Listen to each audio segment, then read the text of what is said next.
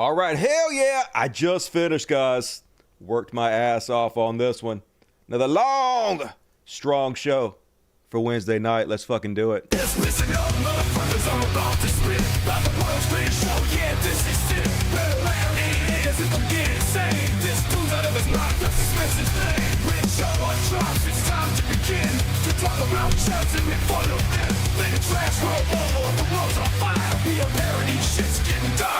Religious bullshit, it won't make you feel like dying. Cause you touch your more children and it'll lead you right here. Go from zeros to heroes just for one day.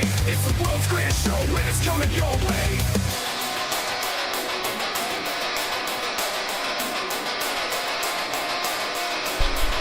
Hey everybody! Raw! It's time for the What the fuck is going on, everybody? Welcome to the universe's only news program. It's the Dusty Show. Thank you for joining me on this Wednesday night. Gonna do what we do here and fucking kill it. So I appreciate you hanging out with me. Guys, might have noticed I missed the Monday show. Dusty, derelict in his duties as usual. So let me tell you what happened. I got food poisoning, allegedly. Food poisoning. I was sick all goddamn weekend. Puking my fucking guts up, y'all. And I know the haters are gonna say it's the Mexican Ozempic, but no. Okay, maybe it was the Mexican Ozempic. God damn it, Mexican Ozempic. I trusted you. I mean, if you can't trust illegal, unregulated Mexican Ozempic, what can you trust? I don't know. My faith in humanity slightly shattered. But anyway, like, here's the positive note. I'm always trying to find the silver lining. I don't know if you guys know this, but throwing up a lot is like the best diet ever. So I lost a bunch of weight all fucking ready, y'all. So thank you, Mexican Ozempic. That's what I'm saying. But yeah, I'm not taking that stuff anymore. Not going to take any more for now. We'll see what happens later. I might want to puke a lot in the future. But for now, I'm all svelte and beautiful again. So mission accomplished. And also, I could have done a show yesterday, probably could have pulled it off. But I didn't work on my book all this weekend because I was too busy, puking my guts up. And in my experience, the longer you go without working on a project, the more likely you're never going to go back to that project. And I really don't want to abandon this project. I want to get the book done. So I worked on it all day yesterday. Pretty good. I got all of chapter 8 roughed in. Already had half of it. I got the other half of it roughed in, but it's like the most important section of the whole book. Like, explains everything, so it's going to take a while. It needs a lot of rewrites, needs a lot of polish, but you just got to rough it in first and go from there. So we're making progress. I'm happy. Looking forward to getting it out there to you guys. And also, I know I whine about this a lot. I'm sorry for being such a piss baby snowflake. But it is kind of depressing to cover all the stuff I cover on this show. It's depressing to have to talk about Donald Trump all the fucking time. And especially when I honestly do believe that there is no saving this country. I used to believe we had a shot, maybe, if we kept Donald Trump in office. But I don't believe that no more, y'all. I just don't. And it's just hard, to come up here and be the bearer of bad news all the fucking time and not be depressing. And I always struggle with, how do I handle this? How do I tackle this situation? And I guess what I've come up with is that there's nothing I can do about it. Okay, I've done everything that I can possibly do about it, and until society, if and when they're ever able and willing to rise up and change things through, whatever means, revolutionary, whatever, cool. But there's nothing I can fucking do about it. But what I fear the most is that we're living in a 1984 dystopia right now, and right before our eyes, they're memory holding reality, what's really happening. They're rewriting history in front of our eyes. I'm really worried in the future, no one is even going to know what the fuck really happened here. In the future, Ashley Babbitt is going to be a hero that was trying to hold the FBI back from storming the Capitol building and overthrowing democracy, And I guess I just want to chronicle it. I want the future. I don't know if anybody out there in the future is going to watch this, but I want there to be some kind of record that not everybody went along with it. Not everybody believed the lies. Not just me, but a lot of people stood up this. A lot of people told the truth about what the fuck was going on. And there needs to be a fucking record of it before it's too late. So that's kind of where I'm going to focus on now. Chronicling the destruction of the American empire. We may be helpless, but at least we can do our part to make sure history know what the fuck happened here. And all right, let's go ahead and get it started, folks. As always, the super chats are open if you love my show. And why wouldn't you? It is the only show that exists in the universe. Monopoly, baby. Hey, there is a dollar sign over here. Click it. See what happens. You'll love it. The more money you donate, the more serious I take your question. I might even read you in my sexy voice. Hell yeah. So super chat me and support the show. Thank you in advance. And all right, let's go ahead and kick the show off, folks. More embarrassing degradation for America. Exactly what we deserve. It's a Chud Watch. Hey, yeah, yo. And then what?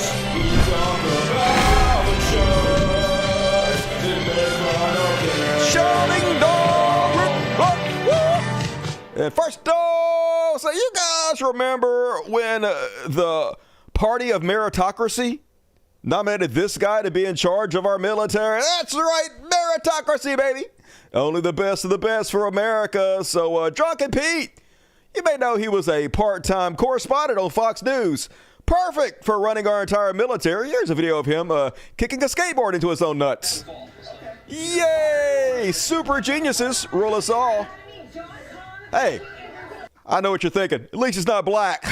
Yeah. So, meritocracy running wild in America, baby. And, yeah. I run the military. Basically, he's in charge of the Pentagon. We got little Ralph Welcome there. Seems bad to me. Oh, no. From a inside observer. Not the best. But, hey, what could possibly go wrong when you have the dumbest, low of the lowest, the worst of the worst alcoholics ruling us? I guess this. The Trump administration accidentally texted me. It's war plans. What? U.S. national security leaders included me in a group chat about upcoming military strike in Yemen. I didn't think it could be real. Then the bombs started falling. Oh my God, can you imagine being this guy? Getting a text out of the blue from Donald Trump's administration being like, come on in here to our top secret meeting. We're going to bomb the Houthis. And he's like, who is it? Bob, is this you, Bob? Classic Bob, always pranking me. And then he clicks on it and sees Pete Hegseth and Tulsi Gabbard and J.D. Vance talking. And he's like, damn, this is an elaborate-ass prank. Bob, going above and beyond the Call of Duty. God damn it, Bob. You almost got me there. And then all of a sudden, bombs start falling on the Houthis. And you're like, what the goddamn shit? Was that real? That's what happened. So, yeah, Pete Keg's breath. I like that. Yep, drunk texting from the best among us. And here's why we was in the group chat, right? Matt Walsh, National Security Advisor. More on him later. Shady Vance. Pete Hegseth, our glorious military leader. Tulsi Gabbard, Russian agent. Marco Rubio, little Marco.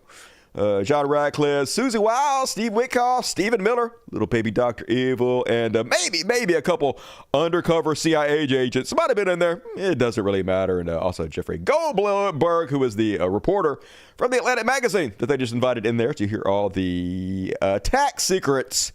So next thing you know, he released them. He's like, hey, I'm not sure if I was supposed to get all of this, but then in these messages, they're like shitting on Europe. Yeah, our allies. They're like, we're so tired of bailing out Europe, just being the biggest dickheads you could possibly be. Bunch of frat bros in a chat talking about bombing folks. VP, I fully share your loathing of European freeloading. It's pathetic. Yeah, they're the ones who are pathetic. Just sad. Sad degradation. But it's exactly what America deserves. It's what has to happen for this country to collapse. So, and then immediately they took a lot of different takes on this. You could see in real time their tactics changing. First off, the classic move. Shit on the source. That's right. You can't trust that motherfucker. Hey, even though when I already said all this stuff I'm about to say, the U.S. government already acknowledged that this was real, that this happened, the guy was telling the truth. Don't let that get in your way. I'm just going to throw mud in the water and shit all over the guy's integrity so you won't believe a word he says. Can you share how your information about war plans against the Houthis in Yemen was shared with a journalist in The Atlantic? And were those details classified? We're laughing. You're talking about a deceitful and highly discredited so-called journalist. He's so-called. made a profession of peddling What a liar. hoaxes time and time again, to Hoaxer. include the hoaxes of Russia, find people, which was true, on but both sides hoax. that was or also true. Suckers and losers hoax. So this is That guy was that also peddles true. in garbage. So he tells This the is what truth? he does. Okay. Thank you. I would love to comment Okay, on then the do it. Houthi campaign. Please do it. Because of the skill and courage of our troops. I've monitored it very closely Nah. from the beginning. Uh-huh. And you see, we've been managing 4 years of deferred maintenance under the Trump administration. Uh-huh. Our troops, our sailors were getting shot at as targets. Wow. Our ships Maybe they should get the fuck out of there and mind their own goddamn business. couldn't sail through. And when they did shoot back, it was purely defensively or at Purely. shacks in Yemen. President Trump... So anyway, don't believe that fucking liar, even though we're already admitting that he was telling the truth. Of course, they had Donald Trump. He always does what he does. I don't know nothing. God knows everything about fucking everything until he don't want to know something. So he can play fucking dumb about it. So he pretends like he don't know, but he knew. And then he shits all over the journalists anyway because, of course, that's their go-to tactic. Your reaction to the story in The Atlantic that said that some of your top cabinet officials and aides had been discussing very sensitive material through Signal and included an Atlantic reporter for that. What is your response to that? I don't know anything about it. don't I'm not know a it. big fan of The Atlantic. Okay. To me, it's a magazine that's going out of business. I think it's not much of a magazine, but I know nothing about it. Oh, I know You're nothing about saying it. that they had what? What? They were using Signal to coordinate on sensitive materials and Having to do with what? What? Having to do with what? What were they talking Where about? am I? The Houthis, you Who's mean the talking attack right on now? the Houthis? Well, it couldn't have been very effective because the attack was very effective. Really wasn't that effective, to be honest with you. All right, let me break this down for you. So the Houthis, rebel group, don't like people going through their shipping lane who support Israel. Don't really blame them, to be honest with you. And so then Headship did a missile attack. They killed 53 Houthis. 53 of these motherfuckers. But I looked it up. There are 200,000 Houthis. 200,000. You killed 53. And apparently afterwards, recruitment shot the fuck up. Because when you attack the Houthis, all you do is make more Houthis. So I don't know how effective this is. And also, I looked into this. You can check. Didn't kill a single blowfish. Not fucking one. I done the math, y'all. If there are 200,000 Houthis, there's at least 1 million blowfish. So just rank incompetence. Exactly what you'd expect from the Trump administration. I can tell you that. I don't know anything about it. You're telling me about it for the first time. Definitely. We're all telling about it for the first time. He has no goddamn clue. Then, of course, they got to attack that journalist, y'all. Attack the source. They can do no wrong. These God men, it's always somebody else's fault. It's the journalist for getting a link to classified information. He must have hacked it. The hacker journalist. Like Goldberg will sometimes send out fake names with a contact with their cells to deceive politicians. Wall says Elon and Big Balls are on the case. Oh, great. This wouldn't surprise me if Goldberg sneaked his way in. He's the lowest of the low. I mean, they don't even commit to their bits. They just seem bored when they're reading. Big Balls and Elon are in on it. He snuck into the meeting. He's the lowest of the low. Just good God, he's making millions of dollars. Put some fucking heart into it. I'm making like minimum fucking wage. I got more energy than you do. Fake bitch. Anyway, Big Balls and Elon are investigating. Just this fucking country. It's hilarious if you want it to collapse. Here's the guy that did it. Mike Walls. He's the one that's in charge of the CIA. Now, Tulsi Gabbard's over him. She's in charge of all the spy agencies. But this guy, the guy in charge of the CIA. And he's like, I don't know how I did that. It couldn't have been my fucking fault. I can't be a complete goddamn moron as the guy running the CIA. So the only alternative solution is I got hacked. I built the group my job is to make sure everything's coordinated. But how did the number? Execute I mean, I don't mean to be pedantic here, but how did the number? Have you ever had somebody's contact that shows their name and then you have somebody else's number there? I never make those mistakes. I've literally, what are you even talking about? I've literally never had that happen. How does that even happen? Right? You got somebody else's number on someone else's contact. Why? So, of course, I didn't see this loser. Why? If you're the head of the CIA and you're doing OPSEC, which is operational security, you should be checking the phone numbers and making sure the people in your secret meeting are who they fucking say they are. That's like the least that you should be doing, right? Even if your story is true, it doesn't make you look good. you still look incompetent as fuck. In the group, it looked like someone else. Now, whether he did it deliberately or it happened in some other technical mean is something we're trying to figure out. Whether he did it deliberately, I'm a complete fucking moron who accidentally, drunkenly invited a journalist, one that I don't even like, to be part of our top secret meeting. Who can say? And then Trump finally figured out what was going on. He finally heard about it for the first time. And of course, hackers! He must have hacked the goddamn phone. This Jeffrey Goldberg, this evil journalist. The person that was on just happens to be a sleazebag, so maybe that's just coincidence. Coincidence. Would it be a problem if the Atlantic released all the text messages if they're not classified? Well, I don't know. I'd have to ask the military about that. 'Cause, maybe you wouldn't want that. I don't know. Turkey already said they weren't classified, so why can't you release them? I'll say this, that from what I heard, the man that we're talking about, who's not somebody that I don't think most people have ever heard of, he found it very boring and he left early. Yeah, he left immediately because he didn't want to get charged for crimes for illegally sitting on a classified meetings when he doesn't have the fucking clearance. Yeah, exactly what you should do, I guess, in that situation. But he's going to make it say, it was so boring, he left because it was so boring. No, that's not what happened, is it? He got off the line very early. So I can't speak to it other than that. So he's made up a lot of stories and I think he's basically bad for the country. But it's a failing venture, very failing venture. They're very upset.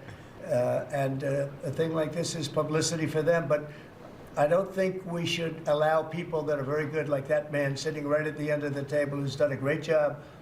We shouldn't allow them to be hurt by it. Yeah, you should be hurt by the fact that you're completely fucking competent. Hey, my cult, I'm sending you a message out there. Don't believe this message, even though we've already confirmed it's true. Even though they have the text and they're just quoting us directly, don't believe it. Hey, The Atlantic is a failing magazine. That guy's a liar. So who you gonna believe, me or me? And Benny Johnson, funded by billionaires. Benny Johnson calling for this journalist to be imprisoned. Yeah, why not? Benny Johnson calls for charging Goldberg. He was lurking like a peeping Tom in the girls' locker room. Yeah, hey, I clicked on a link that you guys sent me. Straight to jail for the free press. And hey, guys, when you're watching this in the future and you wonder how America collapsed, it's because Benny Johnson, a guy who was directly funded by Russia and also other billionaires who has no talent whatsoever, gets propped up by billionaires and others on the right, and then talks people into voting against their own best interest and jailing journalists for clicking on links. That's how it happened, in case you're wondering.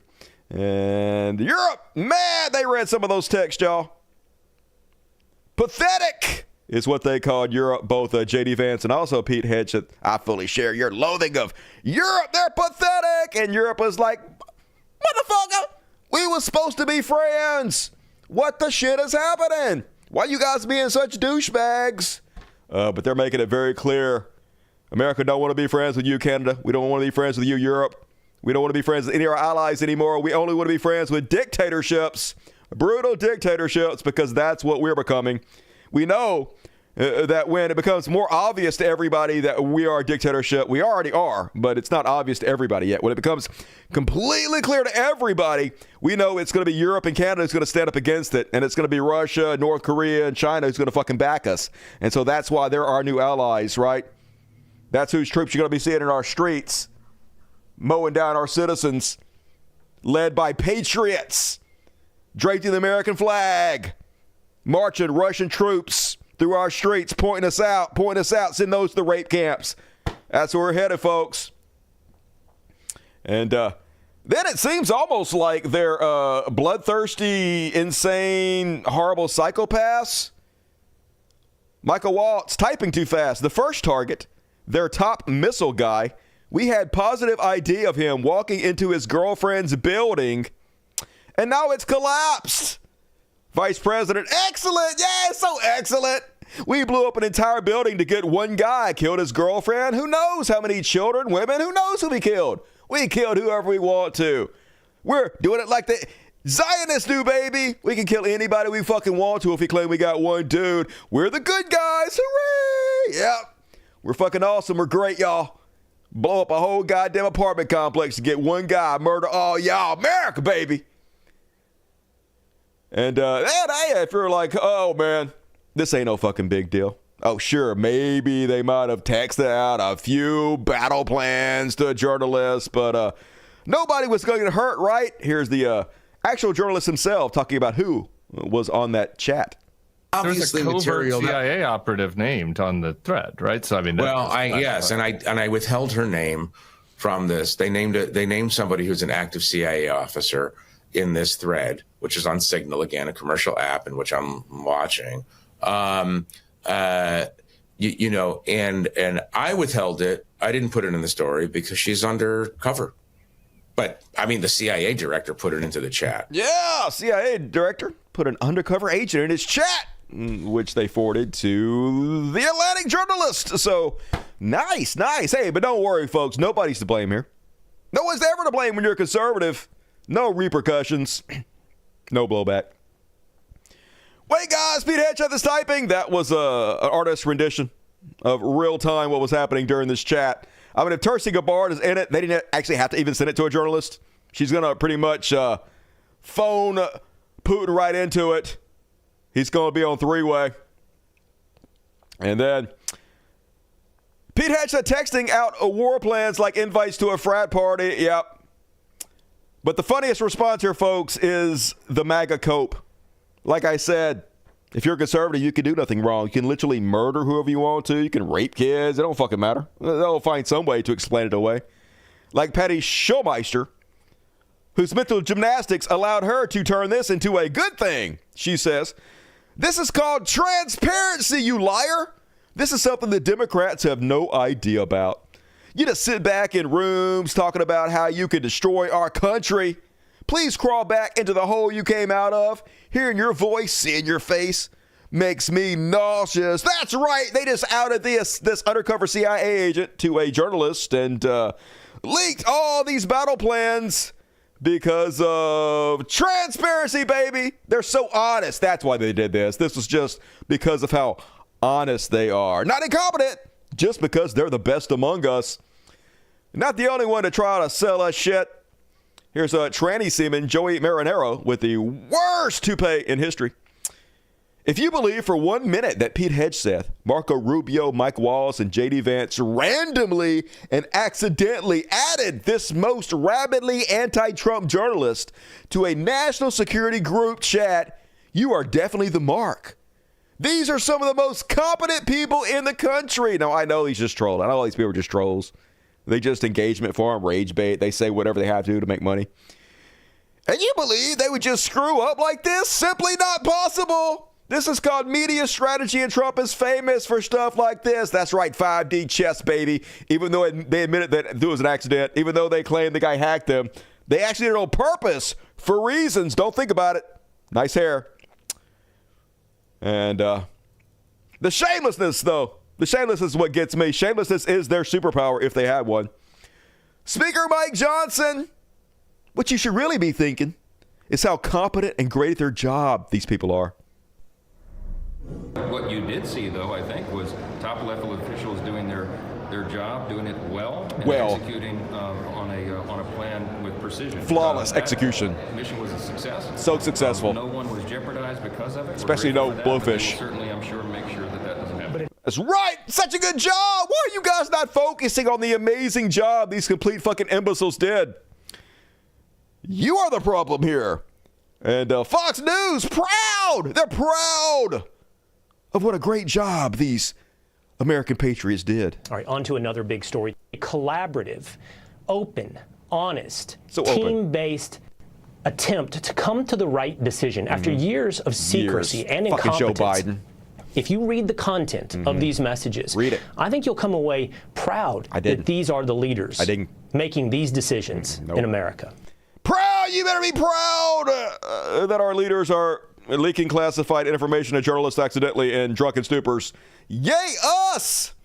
So then Congress immediately had to call a hearing to pretend like they're going to fucking do something, which they ain't.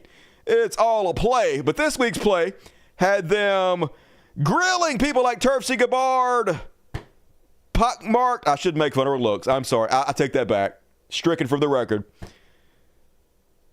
Russian agent Tulsi Gabbard at first claiming nothing was fucking classified, baby, nothing. And then they're like, okay, if it wasn't classified, release everything that was in the fucking text messages. And she wouldn't do it. You know why? It was classified. Hey, we should be doing this in a skiff. There was no classified material that was shared in that. So then if there's no classified material, share it with the committee. Uh-huh.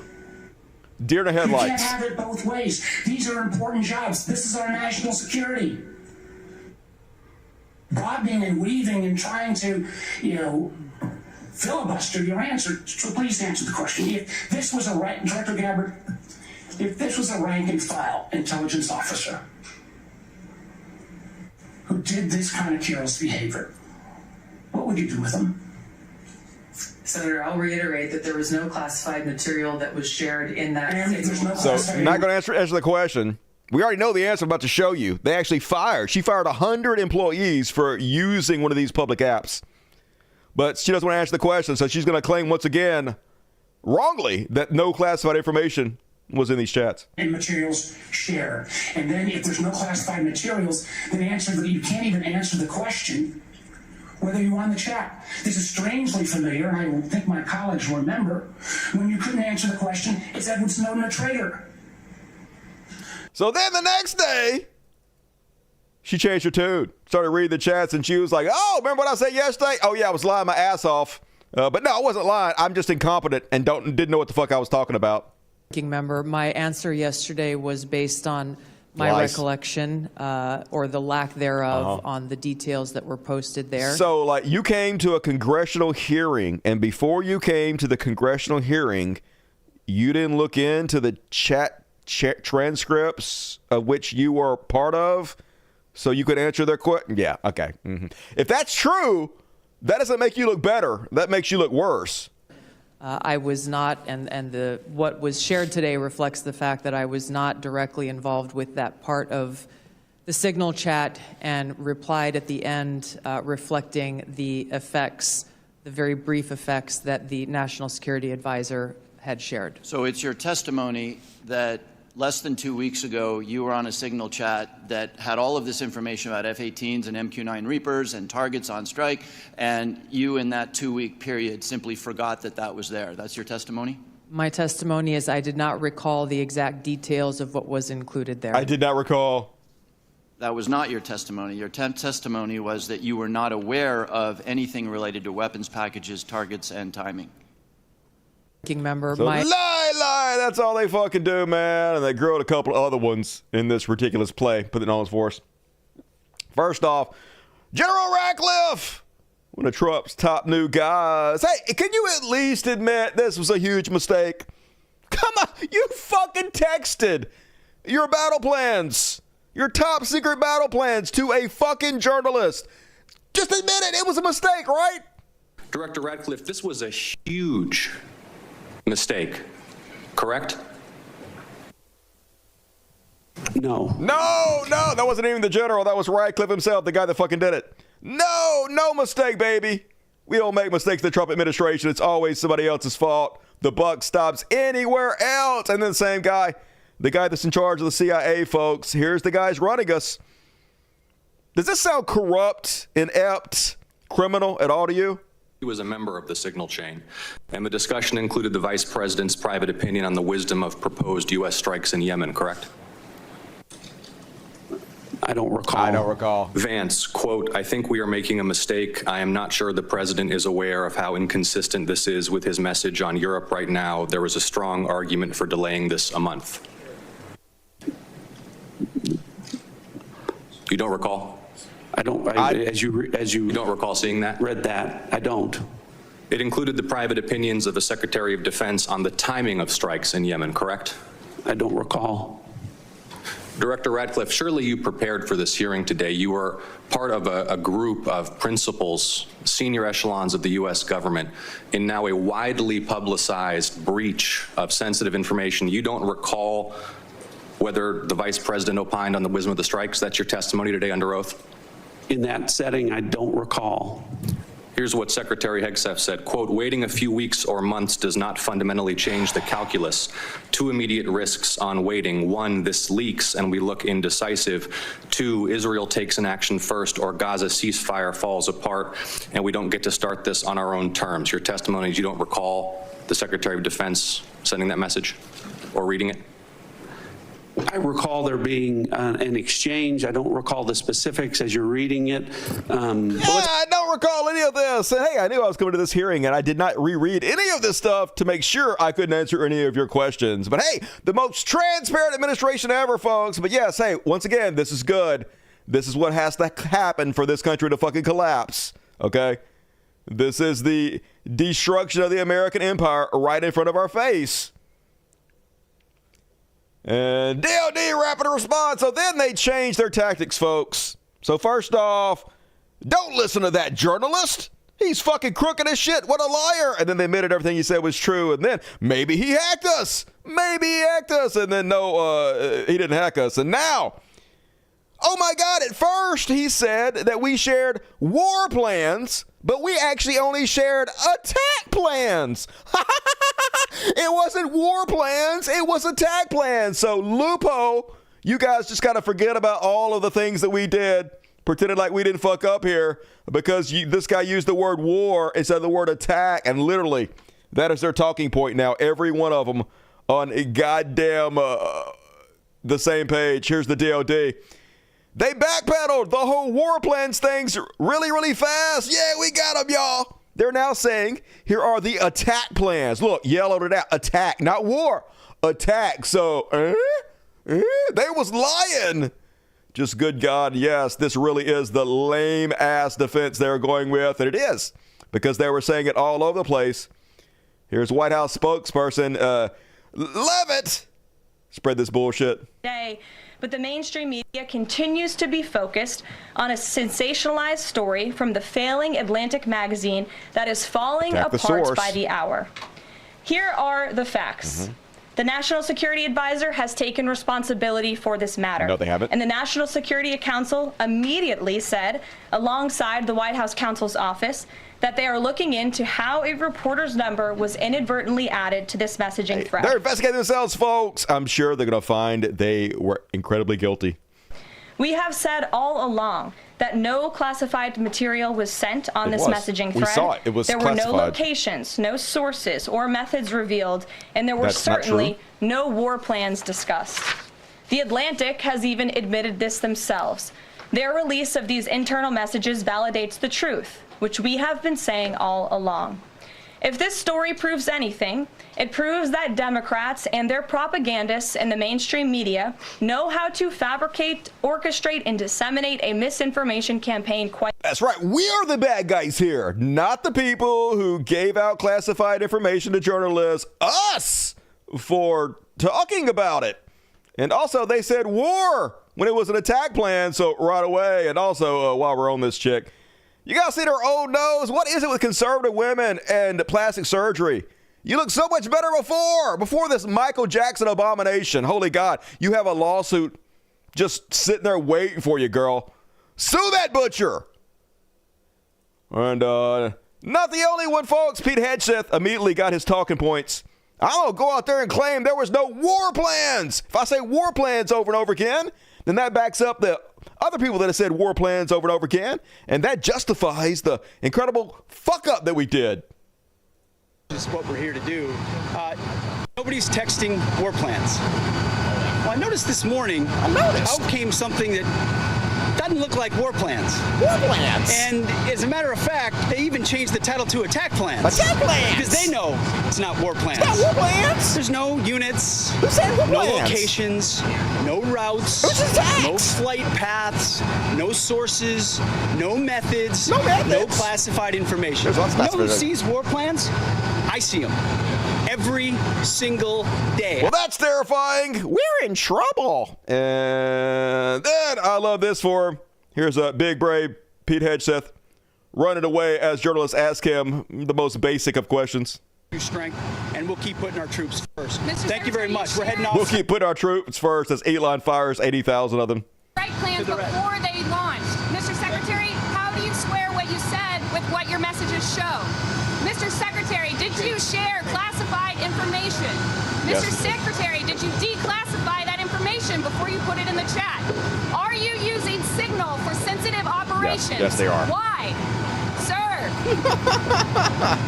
I'm just slowly walking up as they yell at him, "Sir, why are you a complete embarrassment? Sir, is this meritocracy? Sir, is the entire country collapsing right before our eyes?" Yes, it is. And holy shit, this is, even me, this is bizarre. After watching Donald Trump and his cult for the last 8 years, just the sycophantry.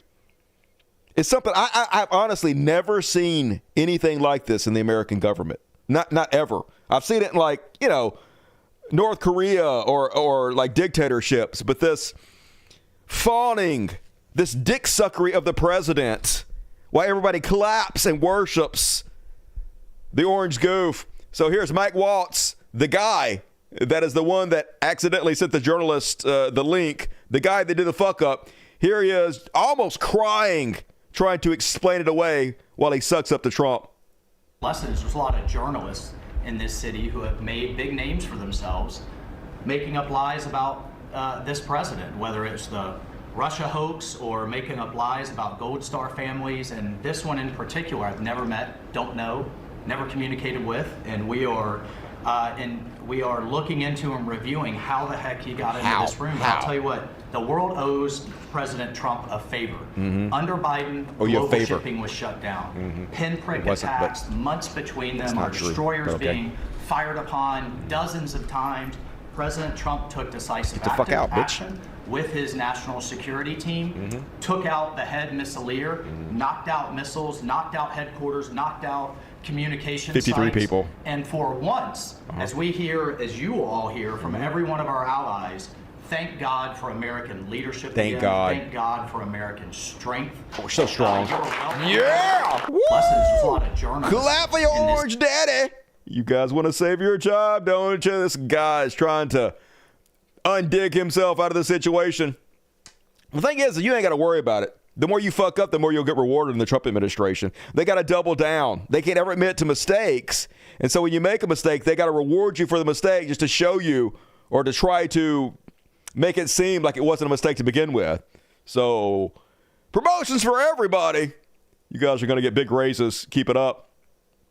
And then over on CNN, pointed out a little bit of hypocrisy. I'm just saying, let's see if you can watch this video and discover the hypocrisy for yourself. If there was anyone other than Hillary Clinton, they would be in jail right now. Nobody is above the law, not even Hillary Clinton, even though she thinks she is. Mishandling classified information is still a violation of the Espionage Act. When you have the Clinton emails, on top of the fact that the sitting president of the United States admitted he had documents in his garage. They didn't prosecute, they didn't go after these folks. Almost like you guys ain't about shit, but what else is new? It's a day that ends in a Y. And then, to make matters worse, apparently outlets find passwords for top U.S. security officials. This just came out today after the previous fuck up. Private contact details of the most important security advisors to U.S. President Donald Trump can be found on the internet. Der Spiegel reporters were able to find mobile phone numbers, email addresses, and even some passwords belonging to top officials. Those affected by the leaks include NASA Security Advisor Mike Waltz, Director of National Intelligence Tulsi Gabbard, and Secretary of Defense Pete Hegseth. Most of these numbers and email addresses are apparently still in use, with some of them linked to profiles on social media platforms like Instagram and LinkedIn. There are also WhatsApp's profiles for the respective phone numbers and even Signal accounts in some cases. As such, the reporting has revealed an additional grave previous unknown security breach at the highest levels in Washington. Hostile intelligence services could use these publicly available data to hack the communications of those affected by installing spyware in their devices. It is thus conceivable that foreign agents were privy to the Signal chat group in which Gabbard, Waltz, and Hegseth discuss a military strike, but they don't even need this. Tulsi Gabbard's just going to give them direct access. Donald Trump seems like he's a Russian agent already, so I'm sure Russia already knows, probably before Donald Trump does, what the fuck's going on. And 1 month ago today, Tulsi Gabbard fires more than 100 intelligence officers over messages in chat tool because, like I said, they ain't about fucking shit. It had nothing to do with these intelligence officers actually using the chat tool. They just wanted an excuse to fire them, to put sycophants and yes men in their place to make sure they can do whatever they want to, that fascism can take over our entire fucking country, run rampant. Very clear. They never hold themselves accountable. A month ago, they also sent out a direct reminder from the Director of National Intelligence not to use Signal. They did it fucking anyway. But remember, folks, this was goddamn last month. Under the previous administration, we looked like fools. Not anymore. Not anymore. President Trump has reestablished American leadership. Reestablished? The F-47 is part of it. F-47, Mr. baby. President, thank you. Thank you. For having the courage to Love do it you. and leading the way for all our Suck your dick. Suck your dick. Under the previous administration. And yeah, hey, hooray! We're no longer an incredible embarrassment to the rest of the world. We did it, y'all! Amazing. And then, you know it's bad when even Piers Morgan calling you out for it. Piers Morgan! The worst of goddamn among us. Right-wing chud, debutante shithead. Fancy lad. Piers Morgan says, if you don't consider this to be classified info about imminent war plans, it may be that you're too partisan to recognize the truth when it slaps you around your tribal chops. If this had happened under Biden's watch, Republicans would have rightly gone berserk. And of course, but we don't have total information control like the right does. We don't have the infrastructure. Of course, this would be 24/7 on Fox News, 24/7 on every social media site. It would dominate all our headlines. It would be all over Joe Rogan. It would be the biggest scandal in the world. But it won't be anything. It won't even be a fucking wet fart because we cannot compete. We have lost, folks. We have lost the battle to oligarchs, to fascists, to white supremacists, to Christian nationalists. It's fucking over. Unfortunately, and yes, this is obvious war plans. Time now, weather is favorable. We are a go for mission launch. Here's when the first strike is happening from F-18s. Just giving it all fucking away. But nope, it doesn't matter, folks. Reality has no bearing on what's happening. Nobody will ever be held accountable if they're conservative. In fact, they'll be rewarded for it in order to put it in our fucking face. To own us, that's what they'll do. And this is the way they see anything. Even Andrew Yang, shitty-ass Andrew Yang calling them out. You've got to admit that if Dems had done this text chat, the Republicans would be calling them out unfit criminals. Of course they would. But this MAGA response is exactly what we're facing every day, folks. It's why you can't negotiate with these people. You can't debate them. You can't reason with them. Shelnut says, don't care. Your side shatter the rules and laws. Now sit down and take your turn. Now, first off, Andrew Yang ain't our side, for one. He's a right-wing goddamn shill. But two, basically they have the opinion, hey, some lefty that has nothing to do with you did something we disagree with, so now you got to go to the rape camps. Basically, that's their fucking attitude, y'all. Fuck everything about us, fuck our whole lives, because some left-wing person in their mind did something they disagree with. They don't actually care about anything. They don't care about the Constitution. They don't care about classified information. They don't care about meritocracy. All they care about is hurting us. And they definitely don't fucking care about this country, which is actually a good thing, y'all.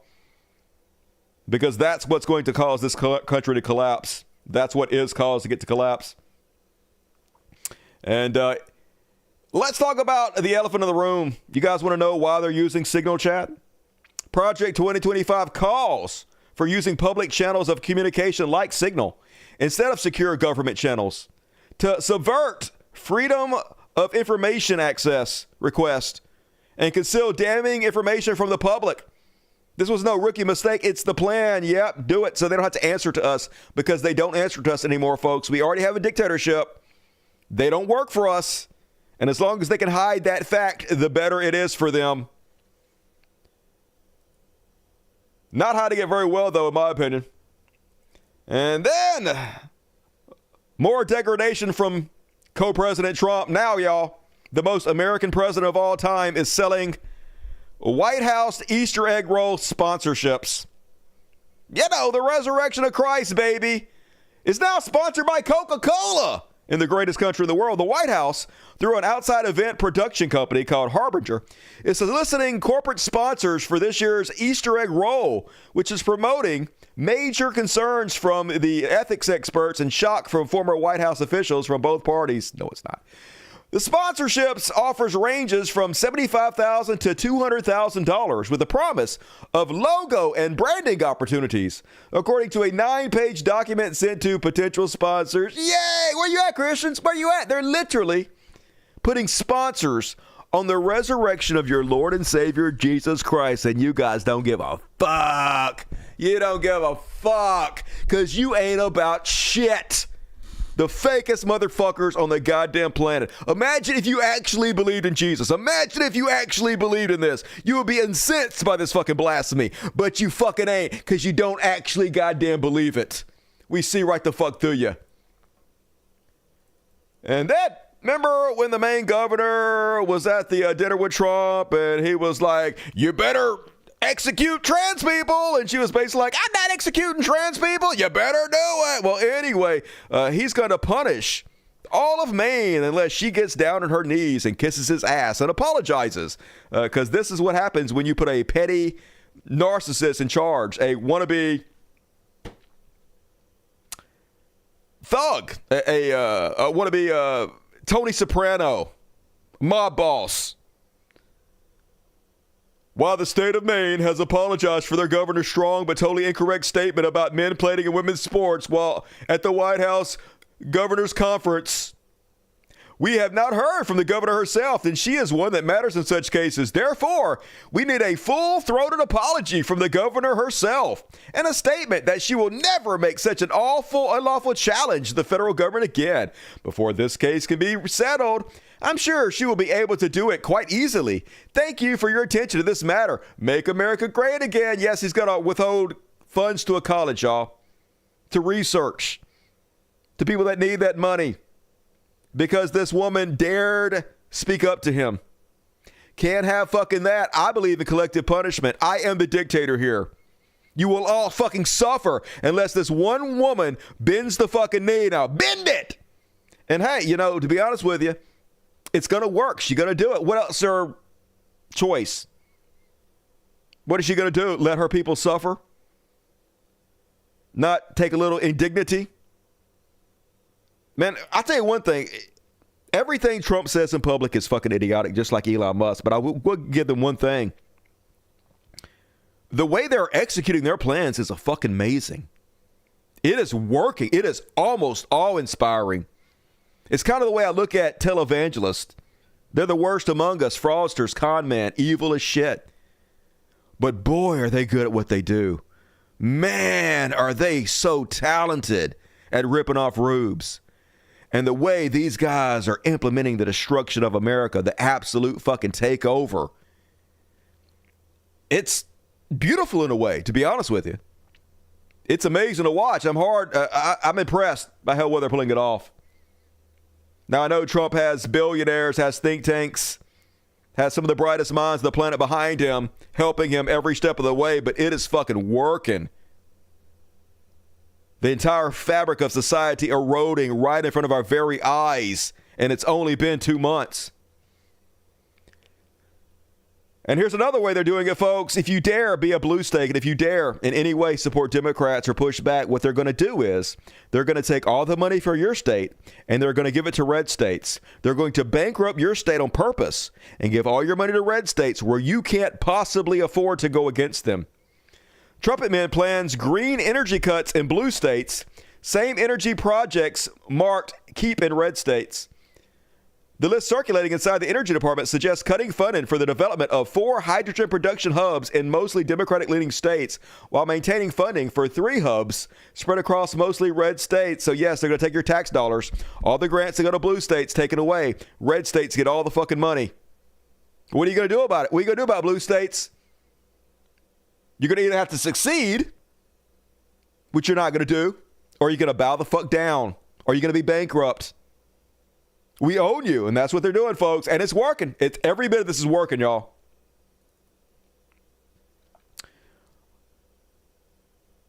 Oh. But guess what? They do have plenty of money, folks. They don't have money for you and me. They don't have money for the poor, for health care. But you know what patriots deserve reparations? Not so fast, black folks. No, but I took care of them. I said I was going to, and I did. Is there any talk of, because they lost opportunity, they lost income, any kind of compensation fund? Well, there's talk about that. We have a lot of people talk about it. A lot of the people that are in government now talk about it because a lot of the people in government really like that group of people. Yeah, a lot of people in government. Hey, we're all talking about giving the January 6 criminals reparations. Yeah, baby. Hey, yeah. They might have tried to overthrow the government a little bitty bit. Okay, they might have attacked police officers, right? They might have tried to undo democracy, put a dictator in. But let's reward them for it. Let's give them, I don't know, free money for life, never paying taxes again. So what he's doing here is he's sending a clear message. Not only is he doing this to own the libs, but he wants all of his cult to know that if they try to push me out, you have my permission to do anything to keep me in. You can violently overthrow whatever you want to. You can attack cops. You can bring guns. You can do whatever the fuck you want to do. Not only will I pardon you for it, not only is it legal, but then I'll reward you for it. You want to get a paycheck for the rest of your life? Go stop somebody from stopping me from being a dictator. Message loud and fucking clear, y'all. It's exactly what the fuck he's doing.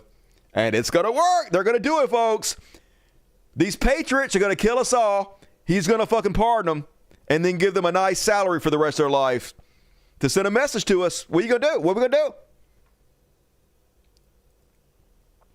And then, this is what I was talking about earlier in the show, the rewriting of history. How the only thing I can do, because I'm powerless at this point, I guess we all are until there's a revolution, the only thing I can do is try to chronicle it. Because what they are saying here is 100% not reality. The family of Ashley Babbitt is suing the government, wrongful death. The DOJ right now officially is still opposing that lawsuit, trying to justify it. Shouldn't that be something that can just be settled at this point? Well, I'll look into that. I mean, you're just telling me that for the first time. I haven't heard that. I'm a big fan of Ashley Babbitt, okay? And Ashley Babbitt was a really good person who was a big MAGA fan, Trump fan.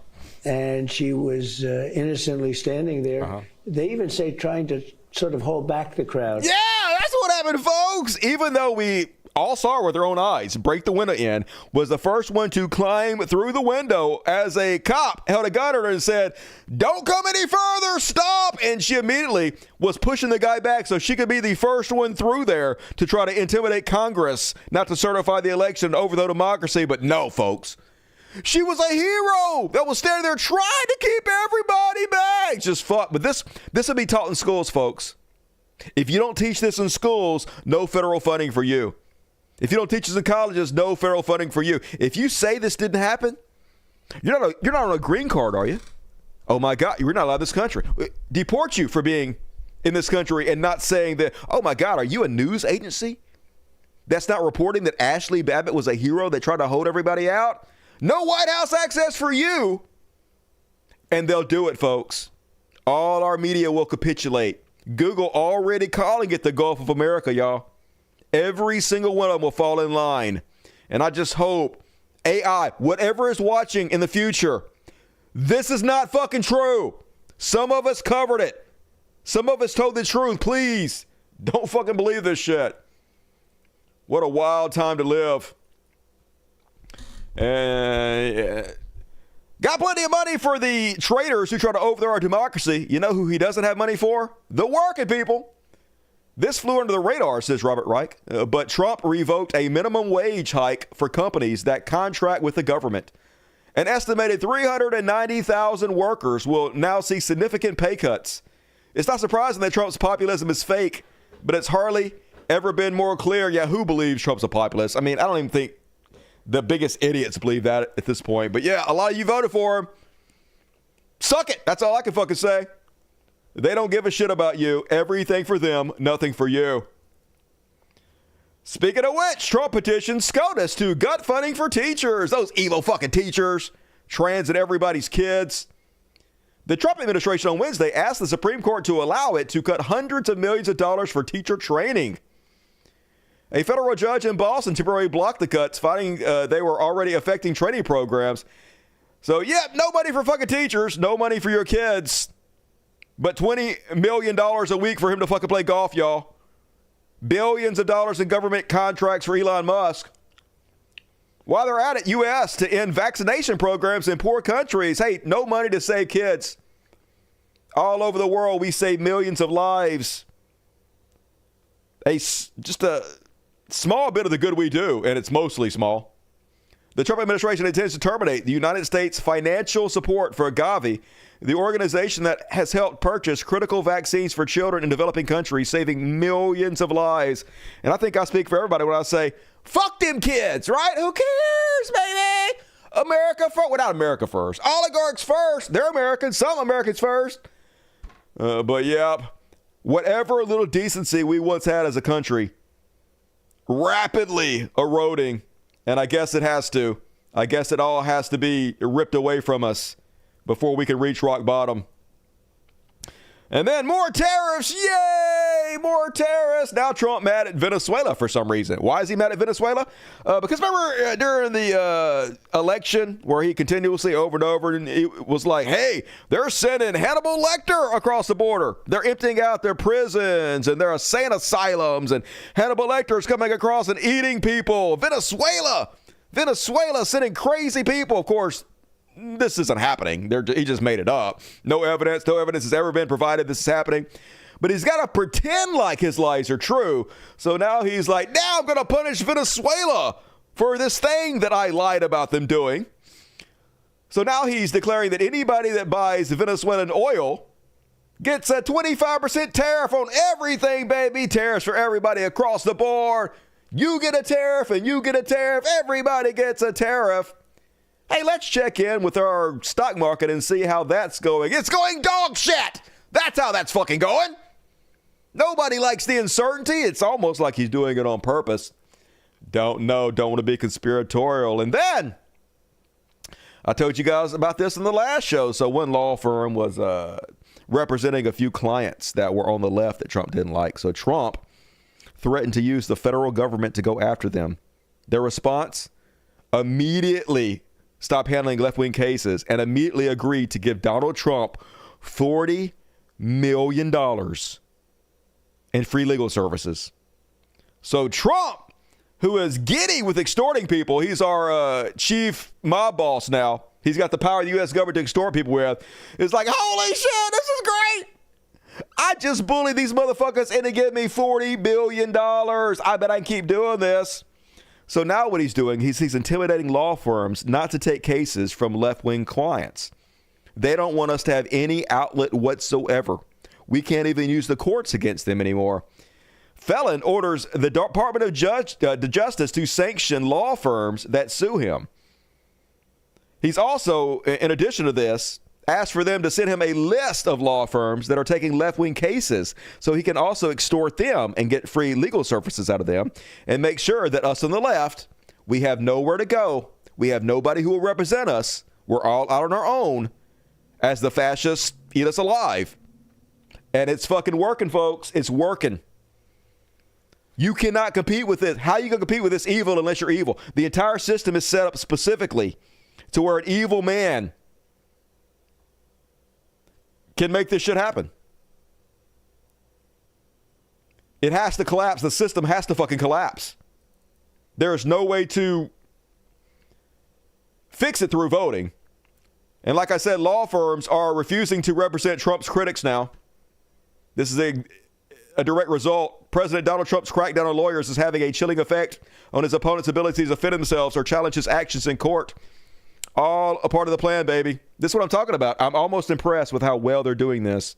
Just lockstep every bit of the way, locking this whole fucking country down, taking it all over, making it to where you can't fight back, you can't do anything.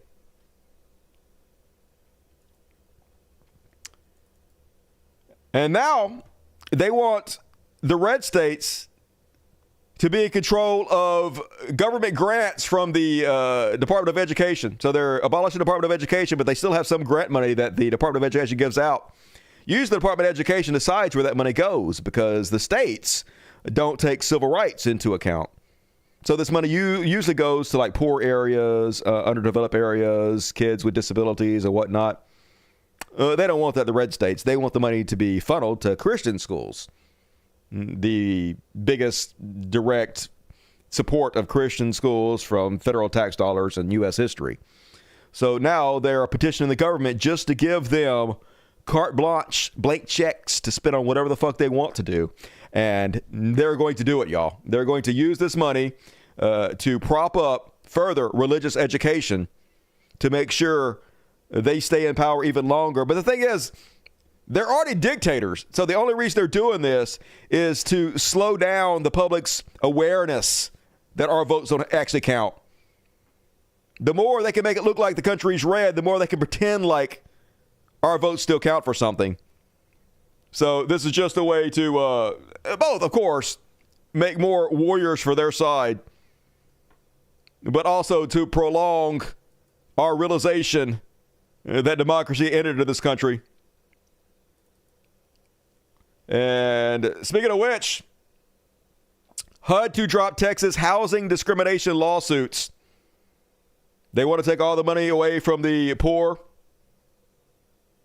the infirmed in education, and now no civil rights in housing. The findings were stark. In one investigation, the U.S. Department of Housing and Urban Development concluded that a Texas state agency had steered $1 billion in disaster mitigation money away from Houston and nearby communities of color after Hurricane Harvey inundated the region in 2017. In another investigation, HUD found that a homeowners association outside of Dallas had created rules to kick poor black people out of their neighborhoods.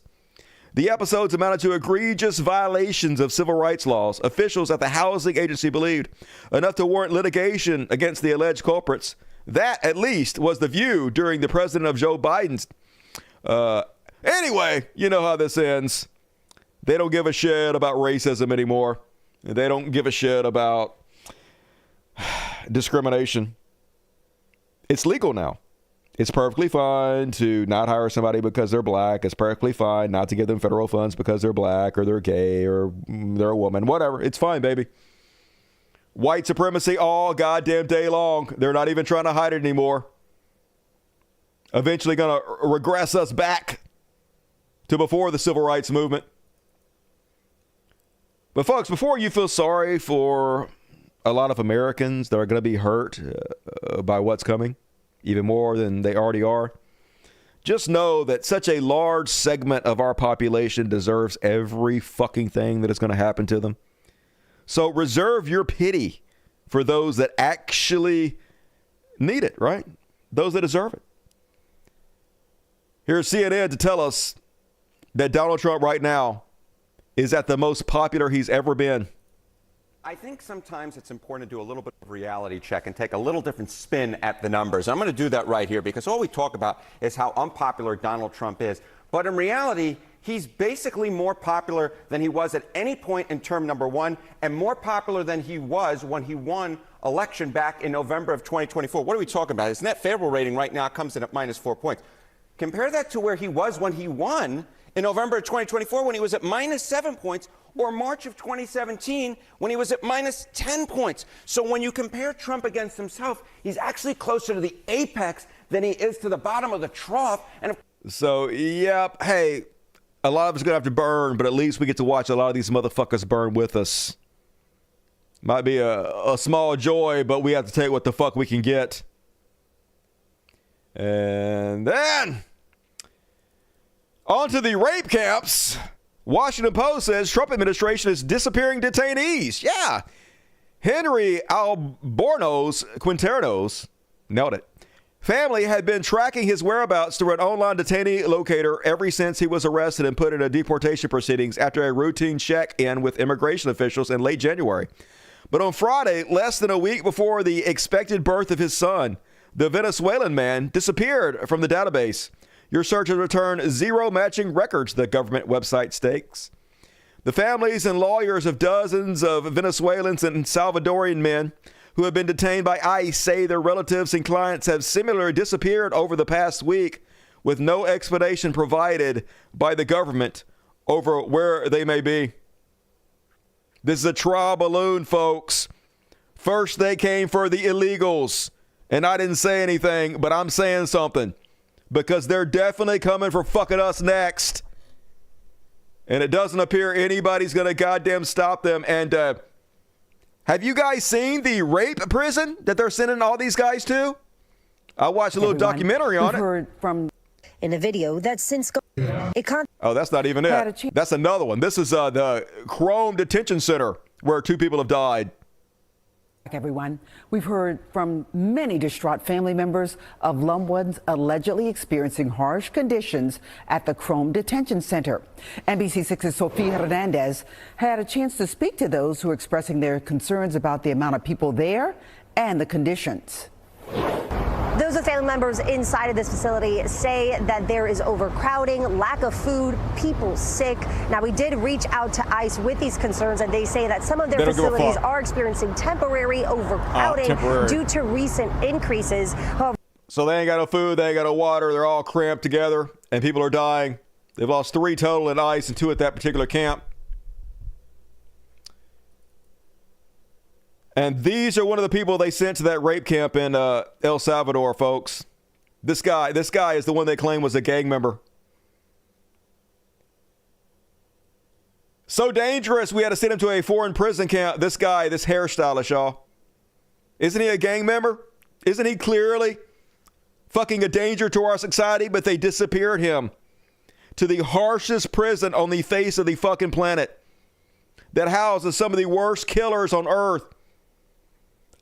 I watched a documentary about this goddamn hellhole, folks. A lot of the people in there are killed, like 40 and 50 people. Tattooed from head to toe like faces of skull tattoos, these people.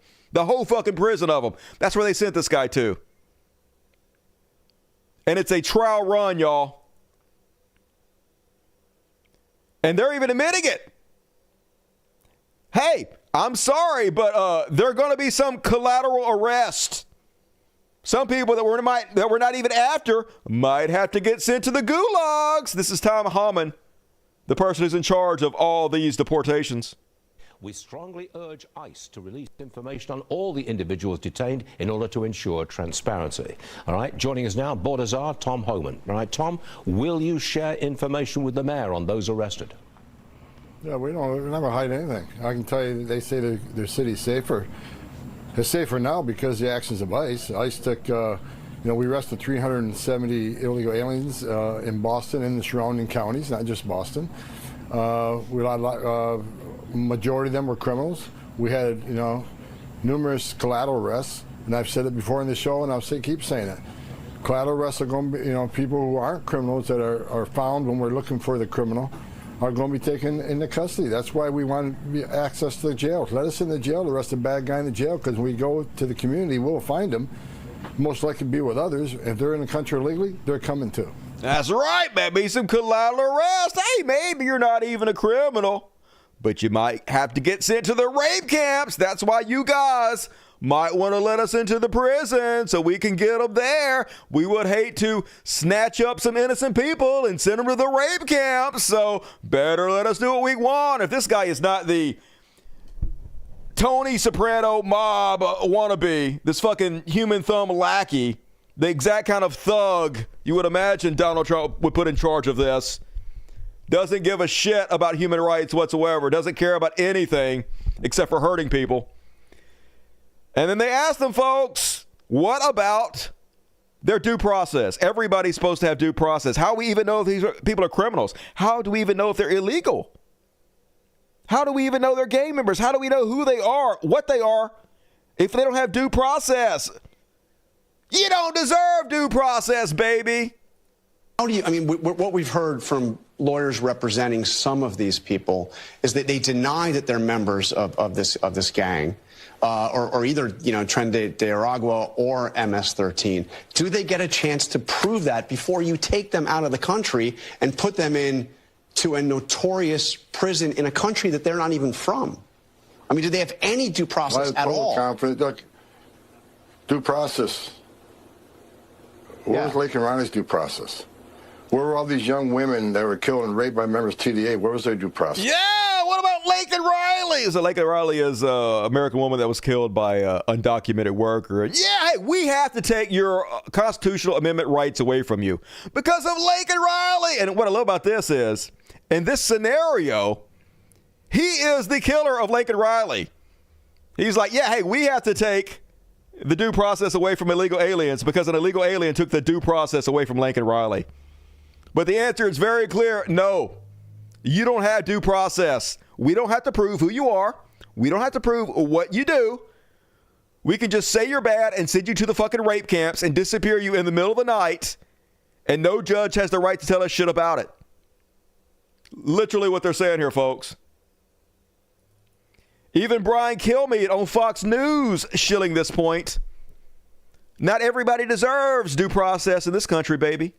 I also think it's not practical to think that we can do due process on 8 million people. No. There's 22. Right. I also think it's not practical to think that we can do due process on 8 million people. No. There's 22 million people here at minimum illegal already just in the last 3 administrations. And there were some people that got through with Trump's administration. If we're going to give these guys a day in court and a lawyer, we can't do it. They don't deserve it. Can't do it. They don't deserve it. We don't even have to prove that you're illegal. You don't even get a day in court. There's 8 million of them. You can't give due process to 8 million people. There's like 350 million Americans. So you do the math. Very clear what's coming, folks. And I hope whoever watching this knows that some of us called it out every fucking step of the way.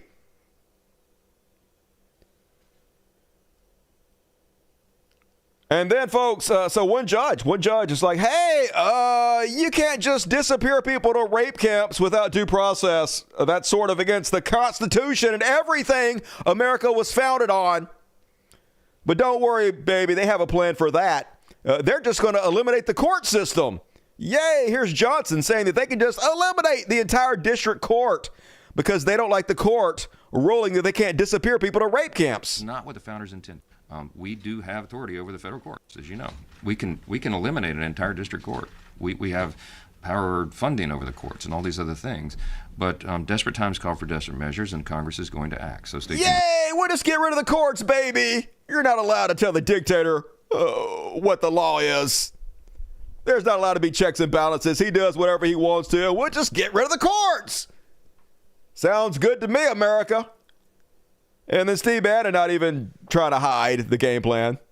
Steve Bannon telling Johnson, the dickhead you just saw, to put the rogue judge, the guy that just wants to make sure that people don't get sent to rape camps, disappear in the middle of the night. Steve Bannon's like, basically Steve Bannon says, you don't back off, all gas, no brakes, impeach this dude. I love the thing of the rogue judges. That's important, but it's not as important as putting somebody through the process. You put one through the process, they're all going to be sheep. So he's talking about judges. He's talking about using lawfare, cranking down, making one judge's life a living fucking hell so that all the other judges get the message. You don't fucking come after us. If you come after us, we go after you. This is mob tactics 101, and it's going to work. So when I chronicle how fascism took over this country, how American theocracy destroyed America, this is how it happened, folks. This is going to work. This is how it happened. It's weird to live through it. Meanwhile, thousands of feds are diverted to migrant crackdown because rounding up the Browns is what's truly important. These federal agents are usually used for terrorism to sexual abuse and fraud. They help traffic children and whatnot, but nope, that's not important. We have to funnel them to the Browns because we don't have enough people in the rape camps, I guess. And you know who feels betrayed? Cuban morons, some of which voted for Trump. Thousands of legal Cuban immigrants are having their legal status revoked so they can be sent back, where they will almost instantly be sent directly to prison for leaving and politically disagreeing with the regime. The Cubans for Trump organization is very angry.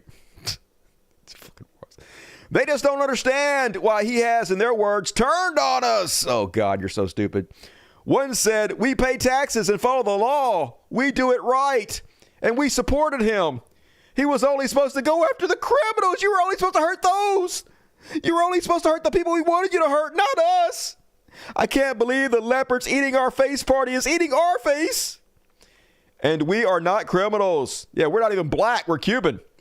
People will be in prison for life and people will die. The United States offered protection and now he is going to kill us. He lied to us. Look, if you believe Donald Trump, I'm sorry. You sort of deserve death a little bit. I know that sounds harsh, but deleted belly up. I feel sorry for all the ones that didn't vote for Trump, though, right? But at the same time, America has no integrity. There is no reason that anybody should trust anything America ever says again. No reason to make any treaties, deals, nothing with us. Because we will not stand behind any fucking thing we say. We will turn our back on you in a heartbeat. So you're on your own world. That's why only countries that don't trust us are allying with us. Like Russia knows that we ain't worth a shit. That's why they're willing to be friends. China knows that. North Korea knows that. That's why they're our new best friends, y'all. A bunch of crooks. Nobody trusting each other. And speaking of Putin, here's the U.S. envoy to Russia, talking about how Vladimir Putin is such a good friend of the United States that when Trump got shot, he was praying for his good buddy Donald Trump. When Vladimir Putin heard Donald Trump had been shot in the ear at a rally in Pennsylvania last year, the Russian president said he went to his local church, met with his priest, and he prayed. U.S. Special Envoy Steve Witkoff said Friday in an interview with Tucker Carlson, Putin, according to Witkoff, conversation with the man, prayed not because Trump was a U.S. presidential candidate at the time, but because he had a friendship with him. And he was praying for his friend. That's right, they're good buddies. Oh, Putin and Trump, best of pals, don't you know? Vladimir Putin, who is a incredibly religious man. Just the salt of the earth type of dude.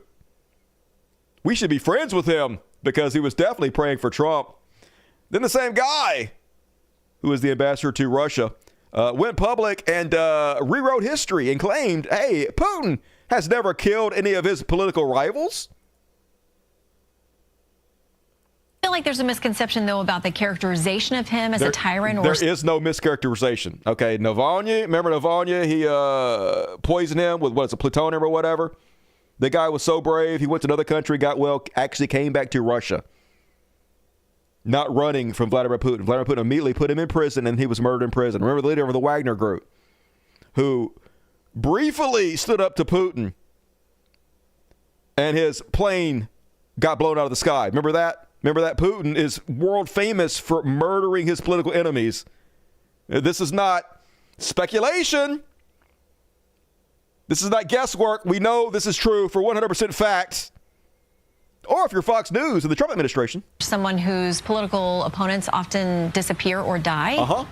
Or thrown out windows. I think in my 68 years on this earth, I've never, ever seen a situation where there isn't two sides to a story. Two sides! It's just never... There's two sides, folks. Hey, Novady, yes, he got poisoned with plutonium and then got killed in a Russian prison, but what about the other side of that? As black and white as people want to portray. So there are grievances on both sides, but our job, and at the direction, again, I stress, of the president, our job is to narrow the issues, bring the parties together, and stop the killing. That's the game plan. And that's what we're all there to do. And I think that we're doing a pretty effective job. So effective, Putin just misunderstood, y'all. Why everybody hate on Putin so much? He's just a small bee. He never done nothing, y'all. And this just goes to show you how quick right-wingers change their microchip, whatever the new talking point is. Whatever they said yesterday, they'll say the exact opposite of tomorrow. They ain't about shit. At first, Joe Rogan was all like, we got to become friends with Canada again. This is so ridiculous. I can't believe there's anti-American, anti-Canadian sentiment going on. It's the dumbest. Yeah, there's lots of idiots out there. Like, now they're our fucking enemy. Why are we subsidizing Canada? Well, how come they don't have their own military? It's so stupid, says Joe Rogan. Who could be doing this? Who could be painting Canada as our it? What's that? Oh, it's Joe Rogan. Joe Rogan then is like, hey, I won't be at UFC 315. I don't go to Canada anymore. I'd rather go to Russia than go, bitch. But unfortunately, like, if you're rich and famous and white and straight, you're going to be fine in Russia. They'll suck your dick, give you that propaganda tour. But hey, wait to be part of the problem that you called out, Joe Rogan. Good God. This is how money changes you, folks. This is why I'm sort of glad I'm not rich, not entirely, but sort of. And then, folks, this is how crazy the world we're living in now. Ian Miles Chong has made it to the floors of Congress. Apparently, Turfsy Gabbard asked, why are you retweeting a Malaysian agent that pretends to be an American Asian conservative and interferes in our elections? You're the director of all the spy agencies. Why are you retweeting this guy that works for Russia Today? Let's see if her answer satisfies you. You, on March 15th, as DNI, retweeted a post from Ian Miles Chong, who is listed on RT, that's Russia Today's website, as, quote, a political and cultural commentator who has contributed content to RT since at least 2022. Director Gabbard, do you think that it's responsible for you as head of the intelligence community and the principal presidential intelligence advisor to retweet posts from individuals affiliated with Russian state media? That retweet came from my personal account, and I would have to go back to look at the substance of the tweet. Can I, just so that we don't have a lack of confusion amongst our allies and enemies and us, can I act perhaps that you not think that you should be saying one thing on your personal account than you say officially? I maintain my First Amendment rights to be able to express my own personal views on different issues. Yeah, I'll retweet a Russian agent anytime I want to because I am a Russian agent, baby. It's just so weird, man. I've been covering Ian Miles Chong for a long fucking time. And it's amazing to watch this little fucking incel dweeb not only make so much fucking money, but literally get retweeted by the highest members of our government and then talked about on congressional floor. Just, wow. What a kooky existence this is. And, folks, I'm sure this is just complete goddamn coincidence. But some people have noticed that it seems a little bit like exactly the words spoken on Russian propaganda TV are exactly the same words that come out of Trump's mouth. Let's have a look. Zelensky shouldn't have allowed this war to happen. He's no angel.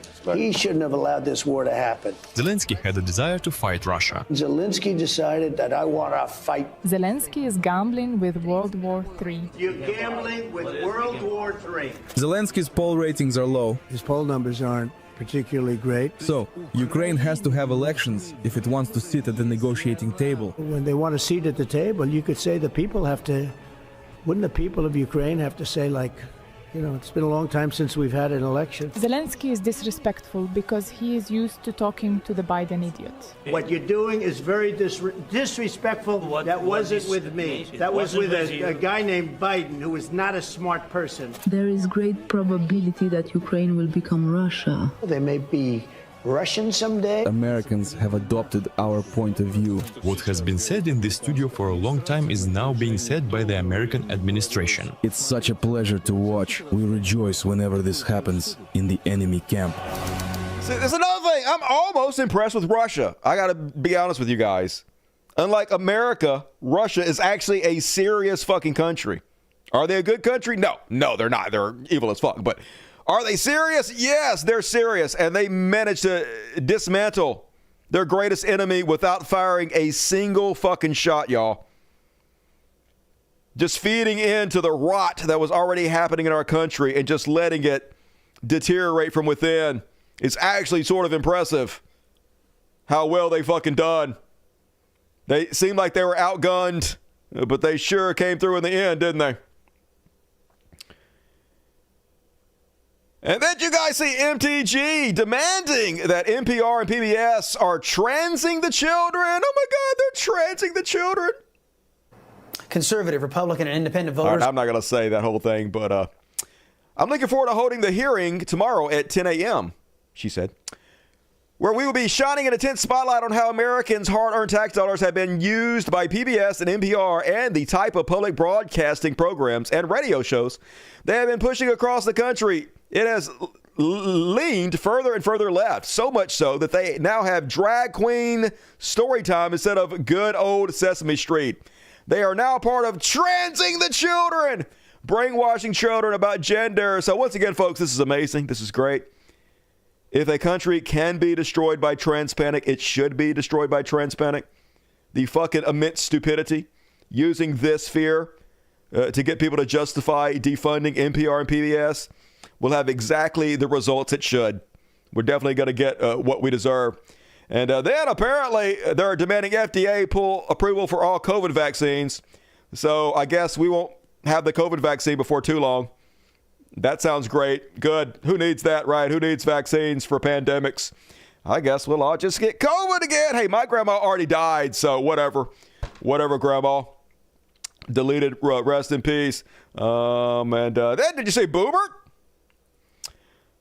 Boobert threatening y'all.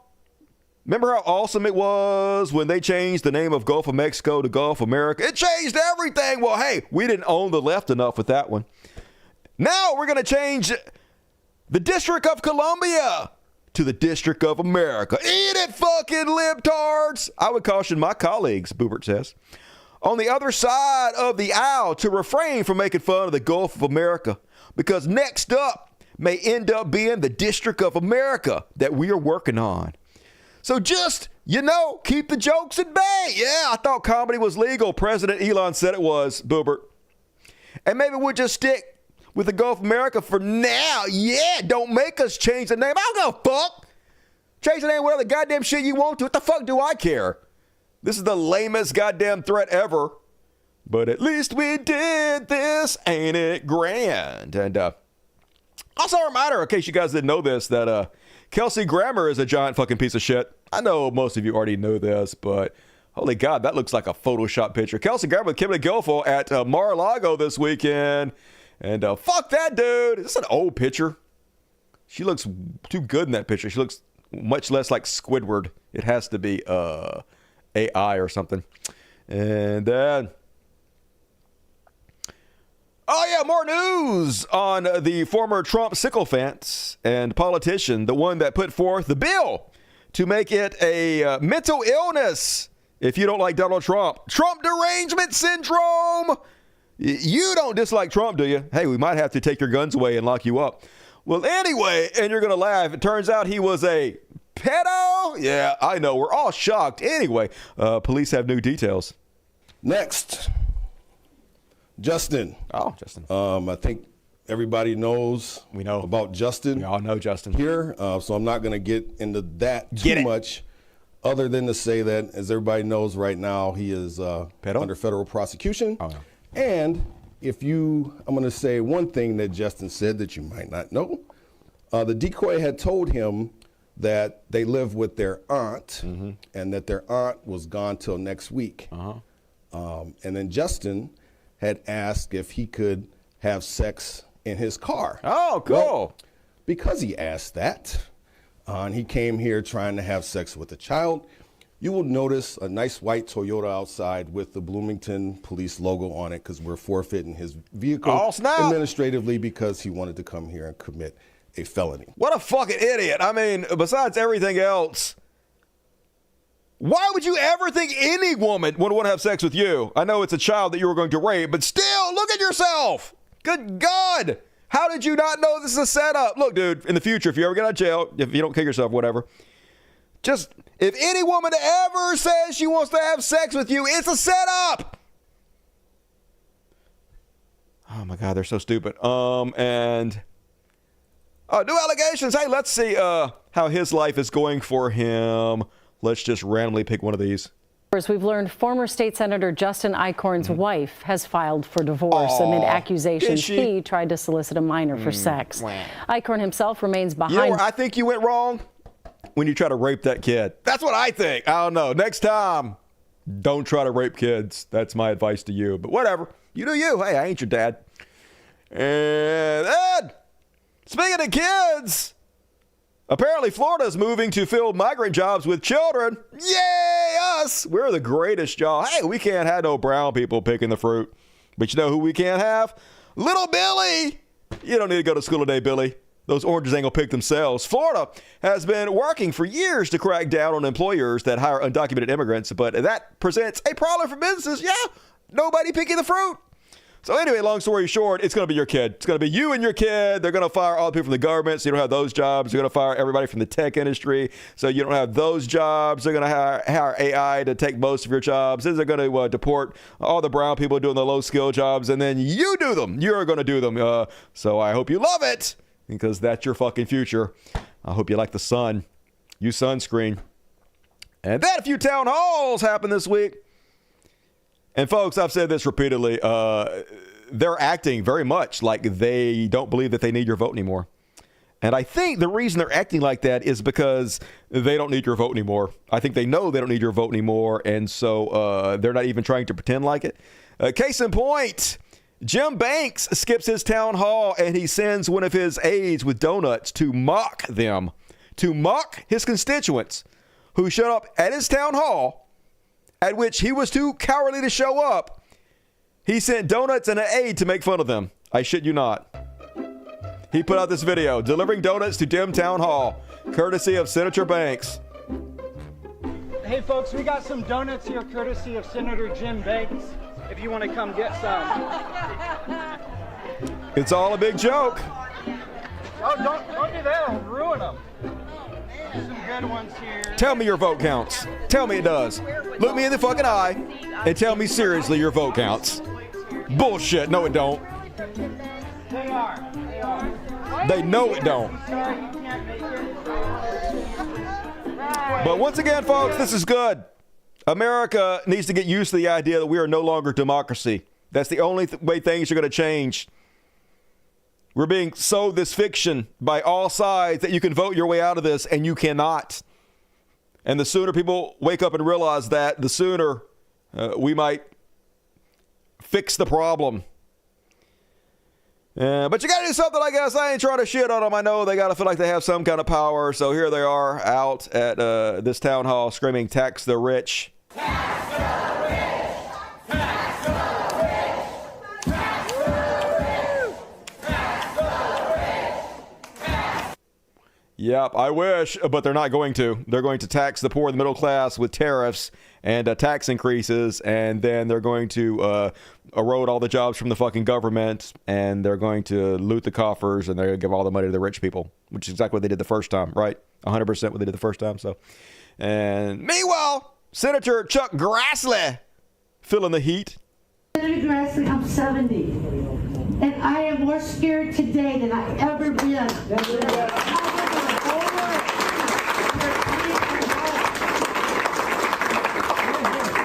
I don't care if you're a Trump supporter or not, the man has divided us.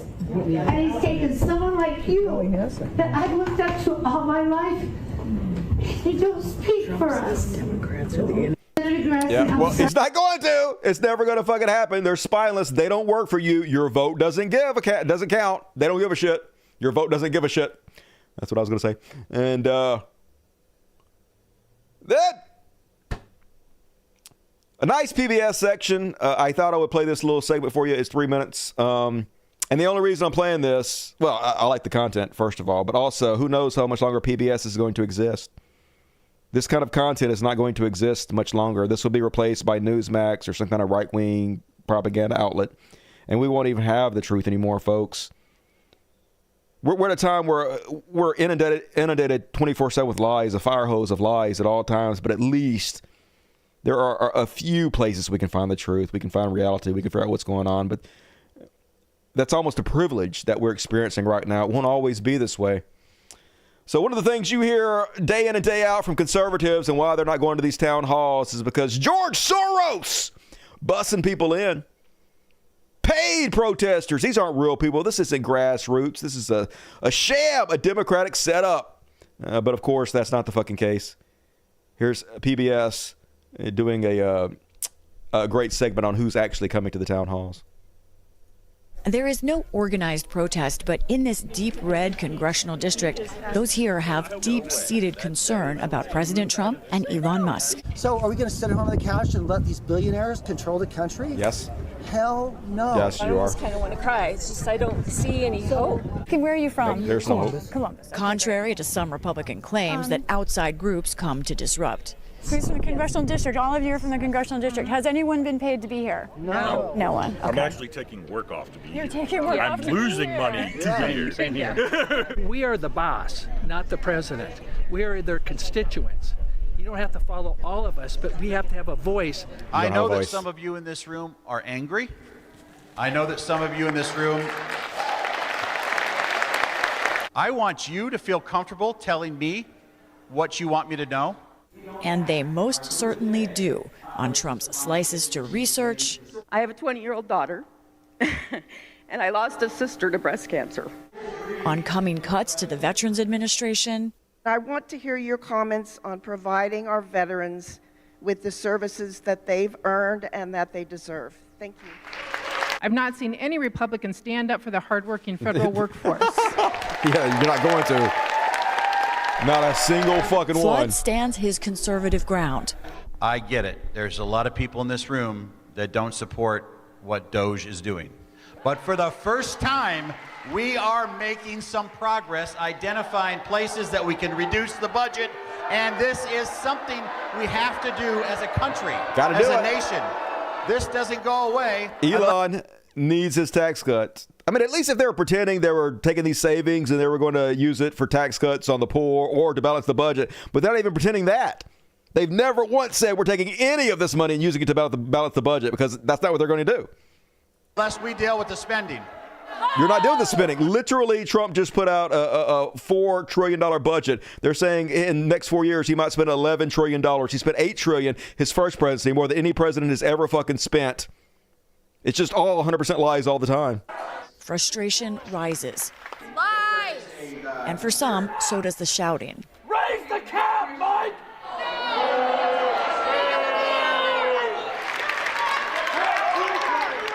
Within the crowd, Our taxes! Please be quiet and let him talk. I don't like him either. throughout a cry for accountability, like him either. leading to one of the most heated moments of the night, sparked by 21-year-old University of Nebraska student Jackson Hatcher. Why is Elon Musk a better person to audit our government for waste, fraud, and abuse? All right, we already saw that with the last show, but yeah, get him. I guess you got to feel like you're doing something. But if his response doesn't let you guys know that your vote doesn't count, I don't know what will. And, all right, that's it. Fuck, we're at halftime. Finally. Only took us 2 hours and 40 minutes. We might do double overtime tonight. And who loves double overtime? Everybody. Everybody loves a DP. That's not the right initials. Doesn't matter. Anyway, hey, folks, I have a patron site. If you look, shut up. Don't even say it. Don't even say it. Don't even need to hear your voice. The more button on the description. You click it, and it pops down, and the very first link is to my Patreon. Hey, I do this commercial every show. I know you've heard it before. Here's the gist. This show is 100% user-supported. I only make money off the super chats and off my patrons. I don't sell nothing. I don't con anybody out of money. I don't bullshit. I just make free content. And if you guys like it, I ask that you please support it. Otherwise, I can't do it anymore.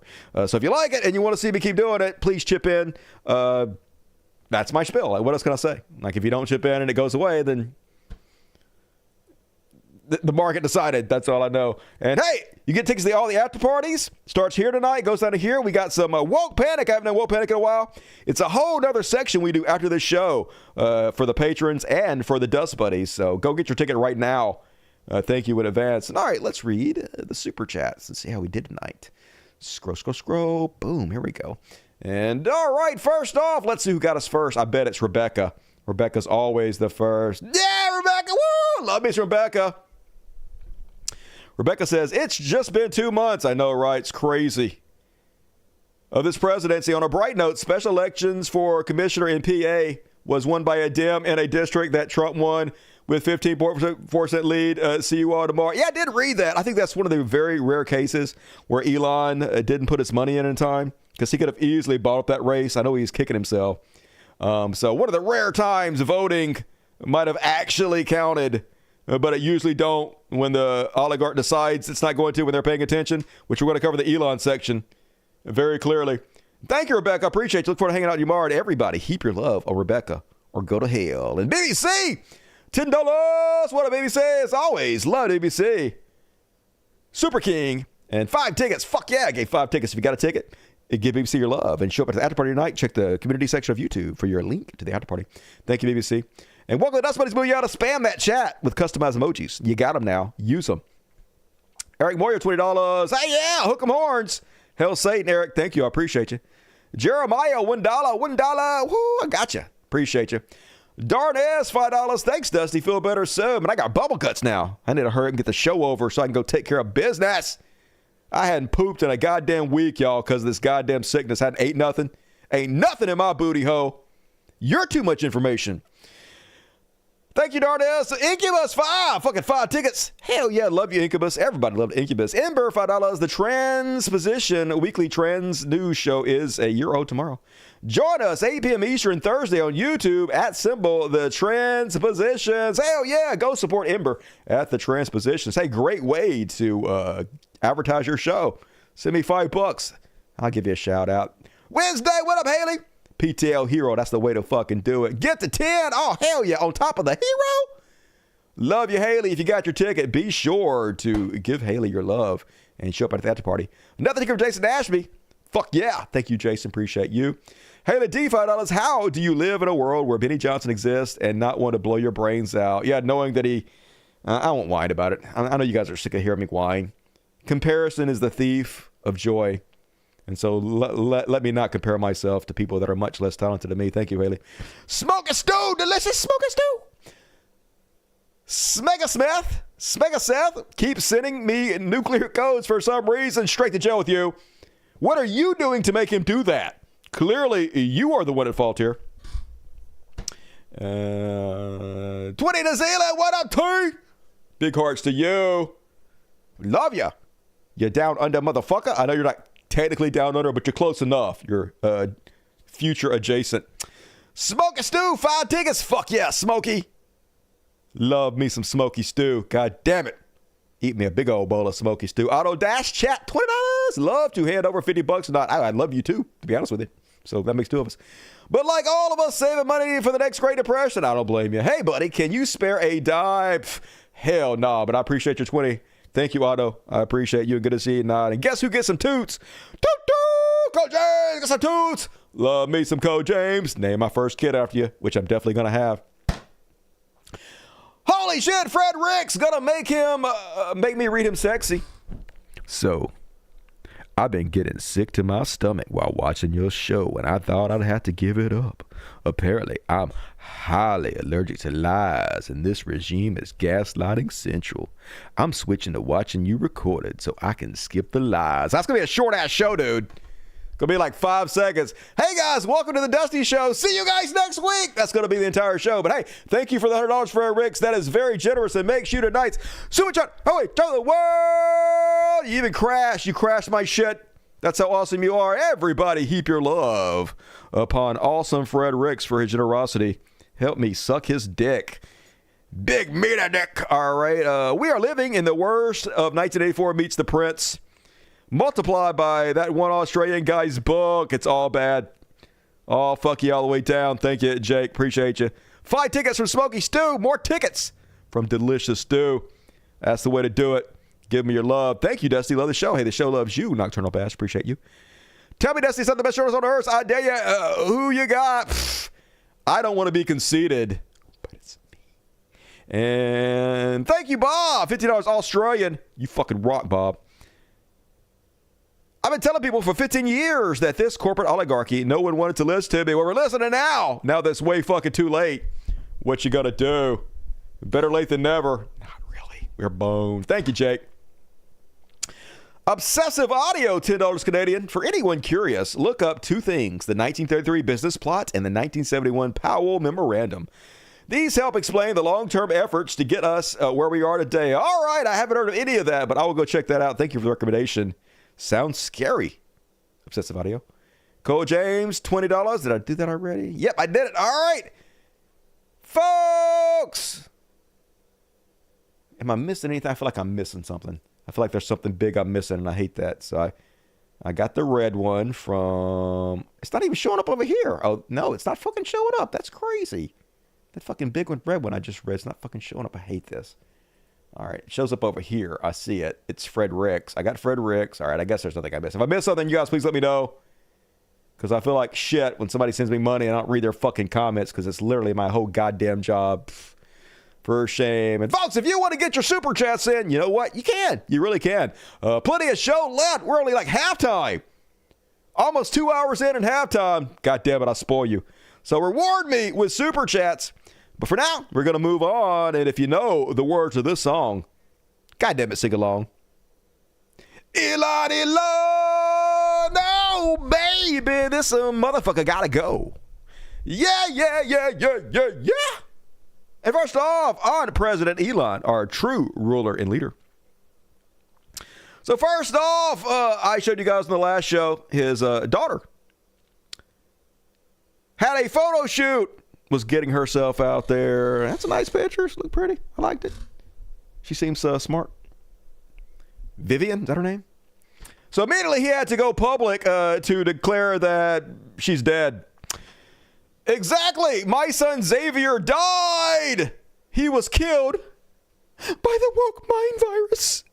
Now the woke mind virus will die. Just good God, this is so fucking stupid. Dude, your child is alive. Yeah, she wants nothing to do with you on account of the fact that you're awful. But she ain't dead. Imagine being this horrible of a parent, pretending like your child, who is very fucking much alive, is dead. And then blaming it on this stupid shit you just made the fuck up. Just so lame. So, she responded. Here's her response to her daddy saying she dead. I look pretty good for a dead bitch. She does look pretty good for a dead bitch. I'll give her that. Pretty good for a dead bitch. And then he immediately, after she responded with that, had to take to the airwaves to paint her as a sexual predator or pedophile. Sexual offenders per million. Biological women, only 3. Biological men, 395. Trans women, 2,000. Oh my God. This complete fucking bullshit he made up in order to shit on his daughter is infuriating. Of course, none of this is true. Obvious fuckingly. No, it's not. Well, yeah, part of it is because prostitution is considered a sex offense. And yes, a lot of trans people, because of the way society treats them, ends up being sex workers. And also trans people make a shit ton of money as sex workers because trans fetishes are huge. It's all the rage right now. So hot right now. Trans prostitutes. But anyway, what a piece of shit. And then last week it was leaked by the Pentagon that President Elon was headed to the Pentagon to be briefed on a possible war with China. Nothing to see here, folks. I'm sure it's fine that we are briefing an unelected South African billionaire about our war plans. Seems perfectly normal to me. Anyway, wasn't true. They swear it wasn't true. Fake news, goddammit. Fake fucking news. Never happened. And you know how you can tell it didn't happen? Elon Musk immediately is having lie detector tests for everybody at the Pentagon to see who leaked the information. Yeah, somebody leaked it. I guess they leaked a lie for some reason because that makes sense. Now, if they would have just said, the New York Times is making this up, nobody actually told them that, maybe I could say, all right, I believe you. But making the claim that somebody in the Pentagon actually did leak that to the New York Times, but the leaker was lying, it doesn't seem very credible. So, bullshit, obviously. And then, oh yeah, now he's taking Social Security money away from children. That seems par for the course. The world's richest man taking your orphan child Social Security money. Hey, so when you die and you leave behind your benefits to your child, thinking, hey, I'm sorry I don't have to leave my child behind in this hard, cruel world, but at least I know that they will at least have some financial recourse, something to take care of them when I'm not around. I just want you to know, Elon's stealing your money. The world's richest man, as you're dead, is stealing your child's money. And hey, good, I don't know. Elon Musk told millions of people that 8 and 11-year-old children were receiving business loans from Social Security. he had his Deutsche employees cut off the money. Those weren't loans. They were Social Security payments to children who didn't have mothers or fathers because their parents died. Those are survivor benefits. He stole money from orphans, but hey, he needs his tax cut, baby. All right. He only has more money than he could ever spend in 1,000,000 lifetimes, okay? He needs more money than he could ever spend in 1,000,000,000,000 lifetimes. It's more about power than anything. He has to be the richest man in the world, okay? He has to be the most powerful man on earth. He has to have more power than every other human on earth combined. And if you don't like it, you might have to go to the rape camps. That's all I know, folks. Sorry, I didn't make the rules. That's capitalism, baby. And then, speaking of Social Security, you know, Big Balls, who is now a senior advisor, this 19-year-old hacker, who is now a senior advisor with the Social Security Administration because nothing makes sense, nothing matters in this garbage clown country in which we live. Well, apparently, it's been revealed that before he went to work for Elon Musk, he provided tech support to a cybercrime ring. Yay, us! Yeah, okay. The best-known member of Elon Musk's U.S. Deutsche service team of technologists once provided support to a cybercrime gang and that bragged about trafficking in stolen data and cyberstalking FBI agent, according to digital records viewed by Reuters. Yay! So I, for one, am happy that this baby hacker is hacked into the Social Security Administration, and it is one of the key guys there now, right? I think we all feel much better and more secure that this has happened to us. And speaking of Social Security, remember this guy? I told you guys about this guy on a previous show. So this is what happened, right? Deutsche goes to Social Security and they're like, hey, we want to illegally hack into the servers, put back doors so we can hack into the servers whenever the fuck we want to. We want to harness all the information from Americans. We want to collect all your data and put it in our AI programs and basically use it for no oversight whatsoever for whatever we want it to. The world's rich man want to do this. And Social Security Administration was like, yeah, that's illegal. You're not supposed to do that. That's really, really illegal. Well, this guy was a low-level employee in the Social Security Administration. And he was like, hey, I'll help you break the law, Elon and Deutsche. And so he did. He helped them break the law. And he let them in illegally into the Social Security Administration's computers where they could put back doors in it and hack it and shit. And so the people that were running the Social Security Administration said, hey, low-level worker, you're not allowed to do that. That's illegal. So, and you're going to laugh, they fired all the administrators who were investigating this guy, and they put this guy in charge. Yay! Hooray! We're the best, to be honest with you. Anyway, now he was threatening because a court wouldn't let Deutsche just do whatever they wanted to. He was threatening to also ban his own employees from being able to view files of the Social Security Administration. Acting Social Security Commissioner Leland Duddick threatened Thursday evening to bar Social Security Administration employees from accessing its computer system in response to a judge's order blocking the U.S. Deutsche service from accessing sensitive taxpayer data. Yay! Hey, if you don't allow the world's richest man to break the law and collect all our data, I won't allow our own employees to have access to the people of this country's data either. Seems right. That just seems solid to me. Seems like a finely operating machine, in my opinion. And then, so he was only temporary, though, y'all. I'm just saying, I got to be honest here.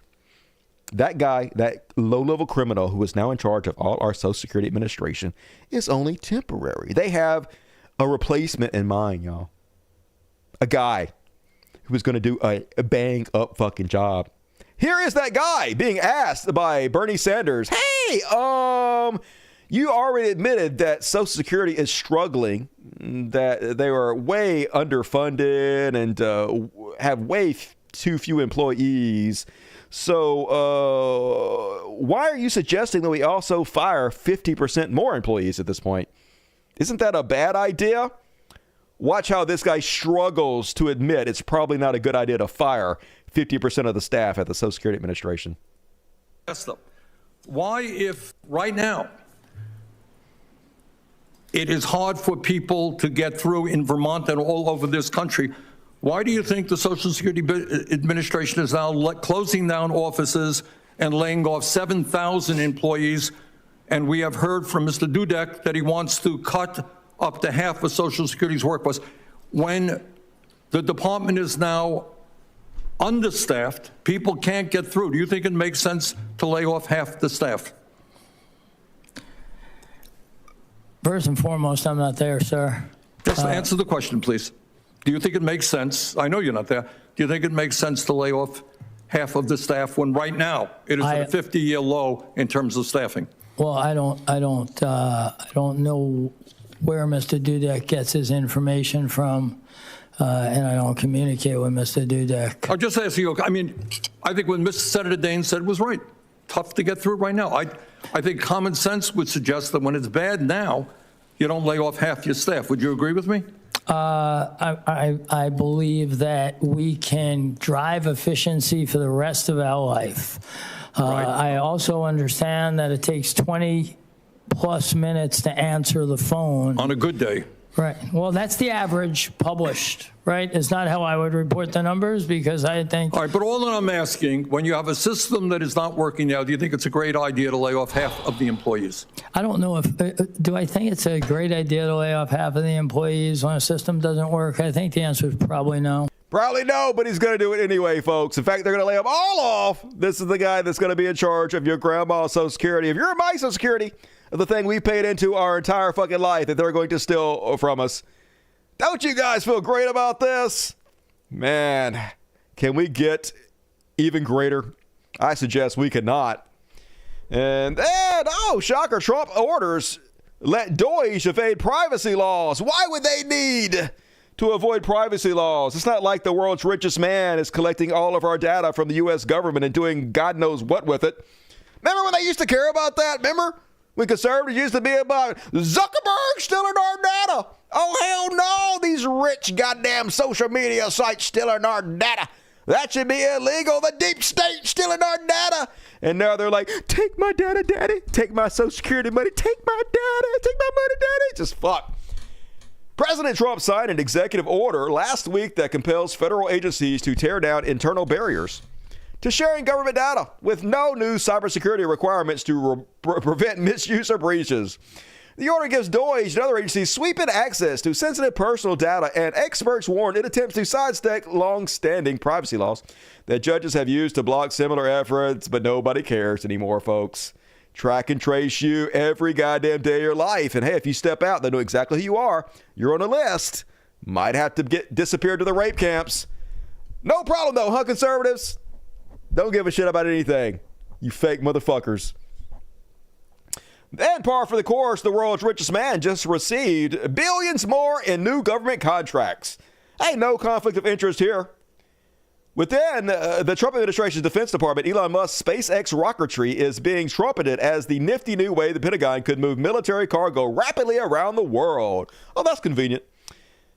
He defunds all the other organizations, and then they have no choice but to use him, and then he can play the hero like he's doing it out of the kindness of his own fucking heart while he's making millions of dollars. In the Commerce Department, SpaceX Starlink satellite internet service will now be fully eligible for the federal government's $42 billion rural broadband push after being largely shut out due to the Biden era. He only spent $300 million to buy our presidency, y'all. What an amazing return on investment. And yeah, this is why your vote doesn't count anymore. And hey, I'm going to play a good bit of this. This is what Elon Musk is up to, folks. This is how our democracy has been destroyed, how the rule of law no longer matters, how the only thing that matters is what rich people want to do. There's some scary shit. Here's Rachel Maddow taking a look into what Elon Musk is actually up to. They are apparently using this part of the U.S. Justice Department as a private police force for the president's top campaign donor, when he is on private property going after a private entity. They are threatening federal criminal investigation and prosecution if you don't comply. And they're threatening to revoke contracts, revoke federal contracts of private armed security if private armed security doesn't join in the armed takeover of these private entities. So we've been covering the story of this little agency, a nonprofit created by Congress during the Reagan era. It's called the U.S. Institute of Peace. They're a small agency. They operate independent of the U.S. government. Their building is not a U.S. government building. They own it and operate it themselves. U.S. Institute of Peace, if you care, their basic remit is to try to stop conflicts around the world from metastasizing into wars. Non-controversial, non-big agency in Washington. Again, essentially an independent nonprofit created by Congress, but they are their own thing. They're outside the U.S. government. On Friday, Trump and his top campaign donor, Elon Musk, sent Musk's people over to the U.S. Institute of Peace, USIP, to go try to shut them down. And the people at USIP refused to let them in. And this is somehow that went down. This is from the Washington Post, something we've been covering for the last few days. Friday, DOJ agents showed up at the USIP door with two others who said they were FBI agents, but did not further identify themselves. Noting that the building was not the property of the U.S. government, but owned by USIP, a registered nonprofit, and that its personnel were not federal employees, no private the property Institute's anymore. Officials asked if DOJ had a court order for admission. The DOJ agents acknowledged that they did not have a court order, and on Friday, they withdrew.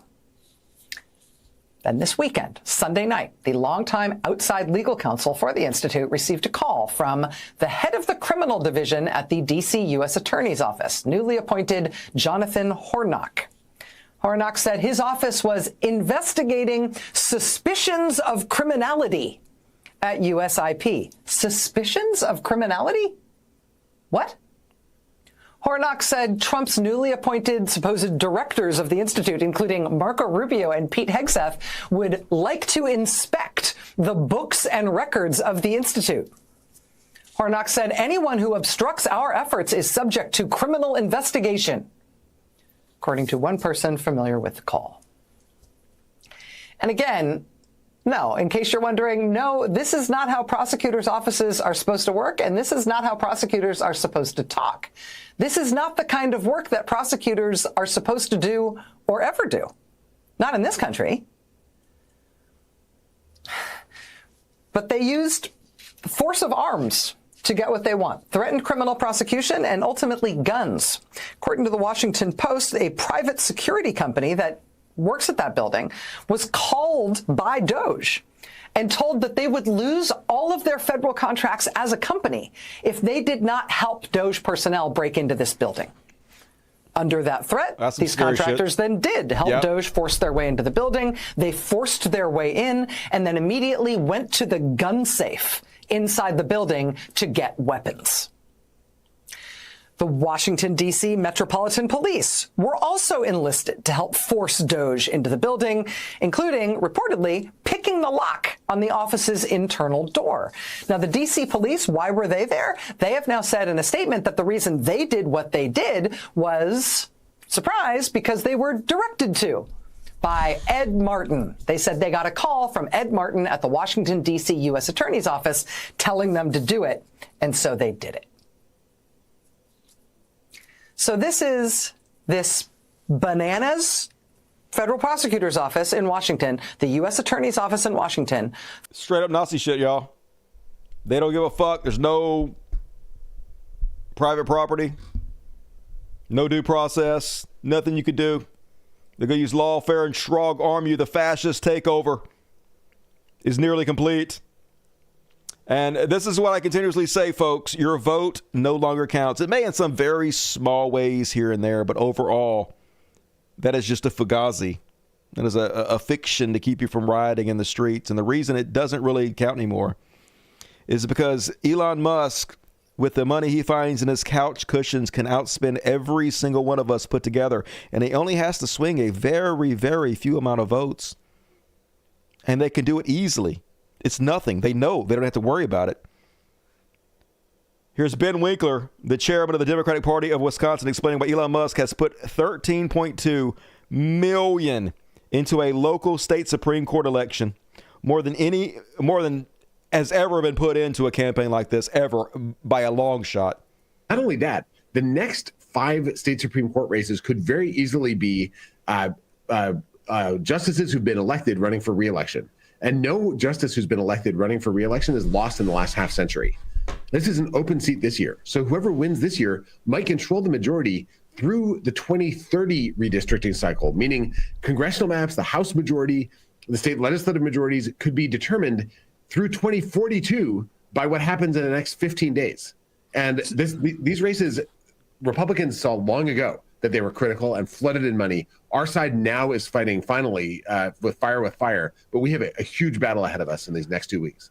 My understanding is that Elon Musk has dumped about what is it, like $10 million into this? What is the money situation here is nuts. And I've also read that he's like deploying some of the tactics that he used in electing Trump by creating fake progressive groups. Yep, I covered this when we did it. Tell us about that.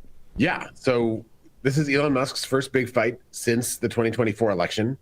And he has now put in, as of this moment, from what we can track, $13.2 million into helping Brad Schimmel get elected.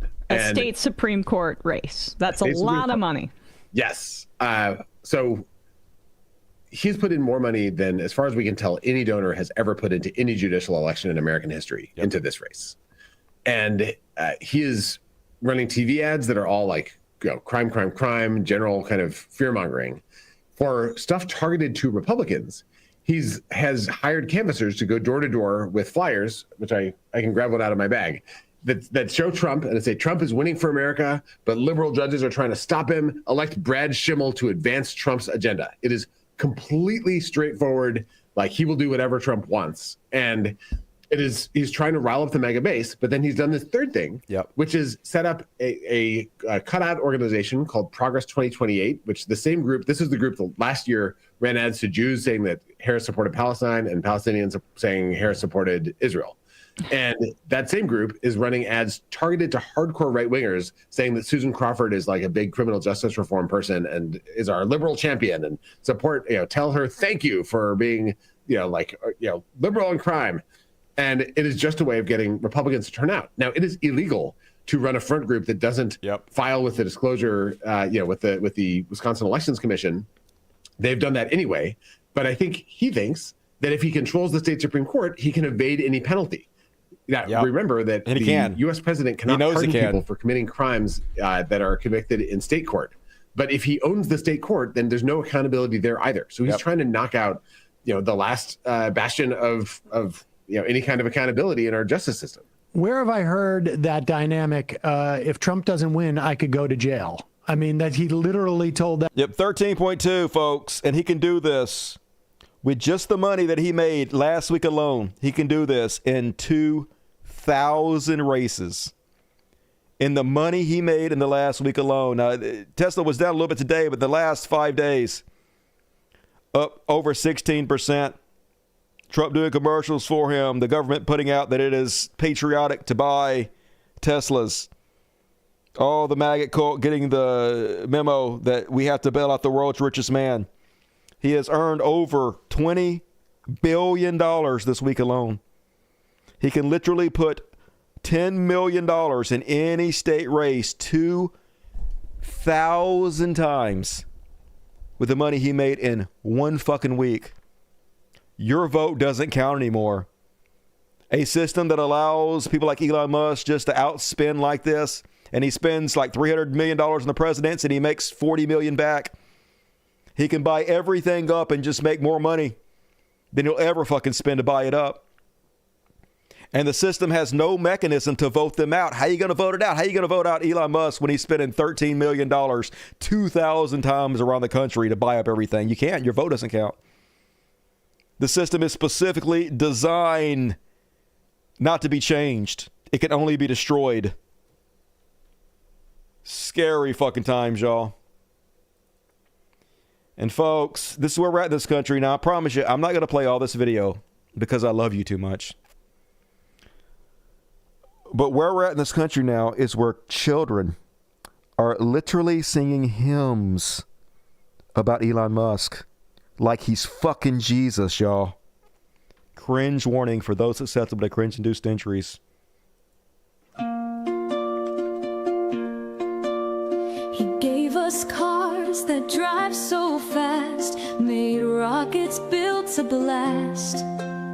Oh, thank you, Elon Musk. He took over Twitter's mind. He saved free speech for all. Please stop. Eliminated needing woke pain. SpaceX flies, Tesla self-drive, Starlink beams with laser dreams. He's got a master plan for our lives. Let's occupy. He's got a master plan for our lives. That's Jesus talk, baby. What the fuck? Literally Jesus talk. They have deified this man. Holy God. Isn't that a little blasphemous? I'm just saying. Might be a little bit blasphemous. Teeny bit. Anyway, remember they were saying, oh, these protests at Tesla. It's George Soros. He's funding it. It's the left. It's all well funded. It's a whole conspiracy. Well, the FBI looked into it, and it turns out, nah. FBI shoots down claims that Tesla attacks are coordinated. Of course it's not. People are just pissed off at Elon Musk because you bought our goddamn government, because you make our vote not count. You've taken away our democracy, and you're fucking up our country while making yourself rich. People don't like you very much. So I turned it off. I only played it up to the part where she was like, he's my Lord and Savior. And, but Pam Bondi ain't letting it go, y'all. Pam Bondi, who was the Attorney General of the United States. Yeah, the one that's in charge of all our laws. Seems bad. Hyper-focused on making sure no truck is ever harmed. And so she's attacking Jasmine Crockett, who was a wonderful congressperson. Jasmine Crockett is trying to boycott Elon Musk. She has repeatedly said peacefully, we want to boycott him. We want to make his stock price sag because that's his money base that he's using to buy up our government. It'd be great if his stock tanked, but we're going to protest him peacefully. She said it over and over again. Doesn't matter. She's a terrorist, according to Pam Bondi, and Pam Bondi demands she apologize for daring speaking out against Daddy Elon. Aren't there laws against making terroristic threats? Yes, she didn't do that.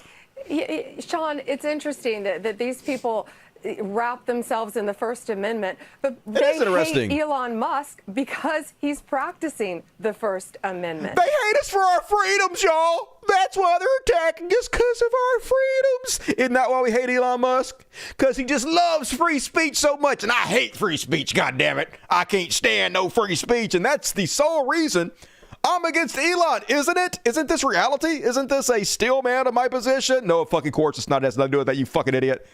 Nobody hates free speech more than fucking Elon, but gaslight us some more, bitch.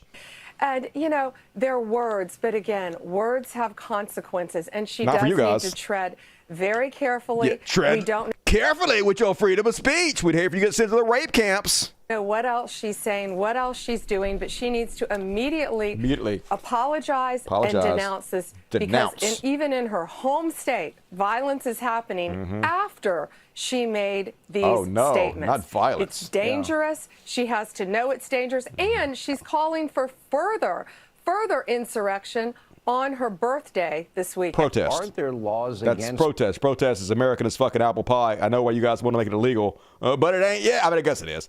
And here she is, once again, demanding this woman apologize for her freedom of speech. Okay, so if you talk about taking somebody out or taking them down or knocking somebody over the head and knocking them over the head hard, are those threats of violence? Nope. Yeah, Sean, it is. And you know, after she said that about Elon, she said, well, I didn't mean violence. Yes, right. However, your words have consequences. And what happened after she said that about Elon Musk, she's a Texan in her own home state. After she said that, this morning, 3 explosive devices were found in Austin, Texas. So she needs... Wow, suddenly you're responsible for what your followers do? I'm sure you guys are going to be consistent about this, aren't you? To unequivocally denounce the violence. She must apologize immediately, not only to all Texans, but to our country, to the American shareholders of Tesla, because she is promoting violence. And then you showed the clip of what she said. What states of capitalism is this? Just so stupid. And then, folks, weapons of mass destruction. They broke it out the George W. Bush lines now. This is how they got us to go to war with Iraq. Spend $5 trillion to kill 1 million people. Weapons of mass destruction. But this time, it's the Teslas we got to be concerned about. These are Molotov cocktails. You know, that could be a weapon of mass destruction. It literally could not be a weapon of mass destruction. I'm sorry. It's a very area-based destruction, okay? Mass, not particularly, I wouldn't say. No. That they're throwing in Tesla dealerships, that they're lighting these Tesla charging stations on fire that are in residential neighborhoods. It could cause tremendous damages. And people need to know the 3 people in custody right now, they will receive severe and swift consequences, and they are facing up to 20 years in prison. We are not negotiating these. That's right. Somebody kills you, not near that time. Somebody can rape your daughter. They won't do 20 years in prison. You fucking burn a cyber truck, 20 years in rape camps, y'all. This is where we're at. Trucks have more rights than you do. Trucks are more valuable than you are. The world's richest man's property, worth 10 times every single one of us. Here she is threatening that we all tread carefully. We are not coming off these charges. We are looking at everything, especially if this is a concerted effort. This is domestic terrorism. And Maria, now you have this congresswoman. Somebody would kill you where you stand, not terrorism. They could murder your entire fucking family, not terrorism. Rocket, who is calling for attacks on Elon Musk on her birthday. Oh, wow. Let's take him out on my birthday, she says. And yet she turns and says, oh, I'm not calling for violence. Right. Well, she is an elected public official. And so she needs to tread very carefully, because nothing will happen to Elon Musk, and we're going to fight to protect all of No, you're going to fight to protect the oligarchy. That's who you work for, not us, baby. That's who rules us. We know. Thank you, though. And I heard, I don't know if this is true, but I heard now that posting this picture is domestic terrorism. And oh my God, that's a weapon of mass destruction. Okay, just saying. Yikes. That is a shallow gene pull. And then over on Fox News, it seems to me, I don't know if I'm mishearing, but it seems to me like wine judge Janine might be admitting that Elon Musk is the president. This woman, Jasmine Crockett, and I want you all to affirm the fact that I said in January, she's the one to watch this year. It's loony. So loony. Okay, she comes out and says, for my birthday, I want to see Elon Musk taken down. And that's the day of the big event on March 29th. It's a protest, now, right. She better be very careful. Be careful. And warning. You don't pick a fight with the Attorney General of the United States. And you do not say to the Attorney General of the United States, your boss is basically a jerk. Okay? Because then the Attorney General is in a position where she has to defend her boss. Okay, so basically you're saying that if she makes fun of the Attorney General's boss, that she's going to have to use lawfare against this woman for exercising her free speech. But you're also saying Elon Musk is the boss. Oh my God, she admitted. At least I'm kind of glad. And hey, did you know that the FBI is taking it real seriously, y'all? Hey, no domestic terrorism for school shootings or anything that actually matters. But if you draw a dick on a cyber truck, FBI got a task force for you. FBI launches Tesla domestic terrorism task force. Anything to protect the property of the rich. That's what the police were always designed to do, not to protect and to serve. The FBI said Monday it has launched a task force with the Bureau of Alcohol, Tobacco, Firearms, and Explosives to investigate attacks targeting Tesla. Oh, goody. It's serial killer Christmas. You can abuse kids, sex traffic, all that shit, but don't hurt a Tesla, y'all. Then they're getting the message. All these Elon Musk fanboys, all these sweaty, fat incel pigs sit around and jack off to the thought of defending the world's richest man. Because this is how goddamn pathetic you are. Case in point, 33-year-old Trump supporter Rick Fuse at Berkeley, incensed by the Tesla protests there, and decides to try to tase some people. Let's see how that goes for him.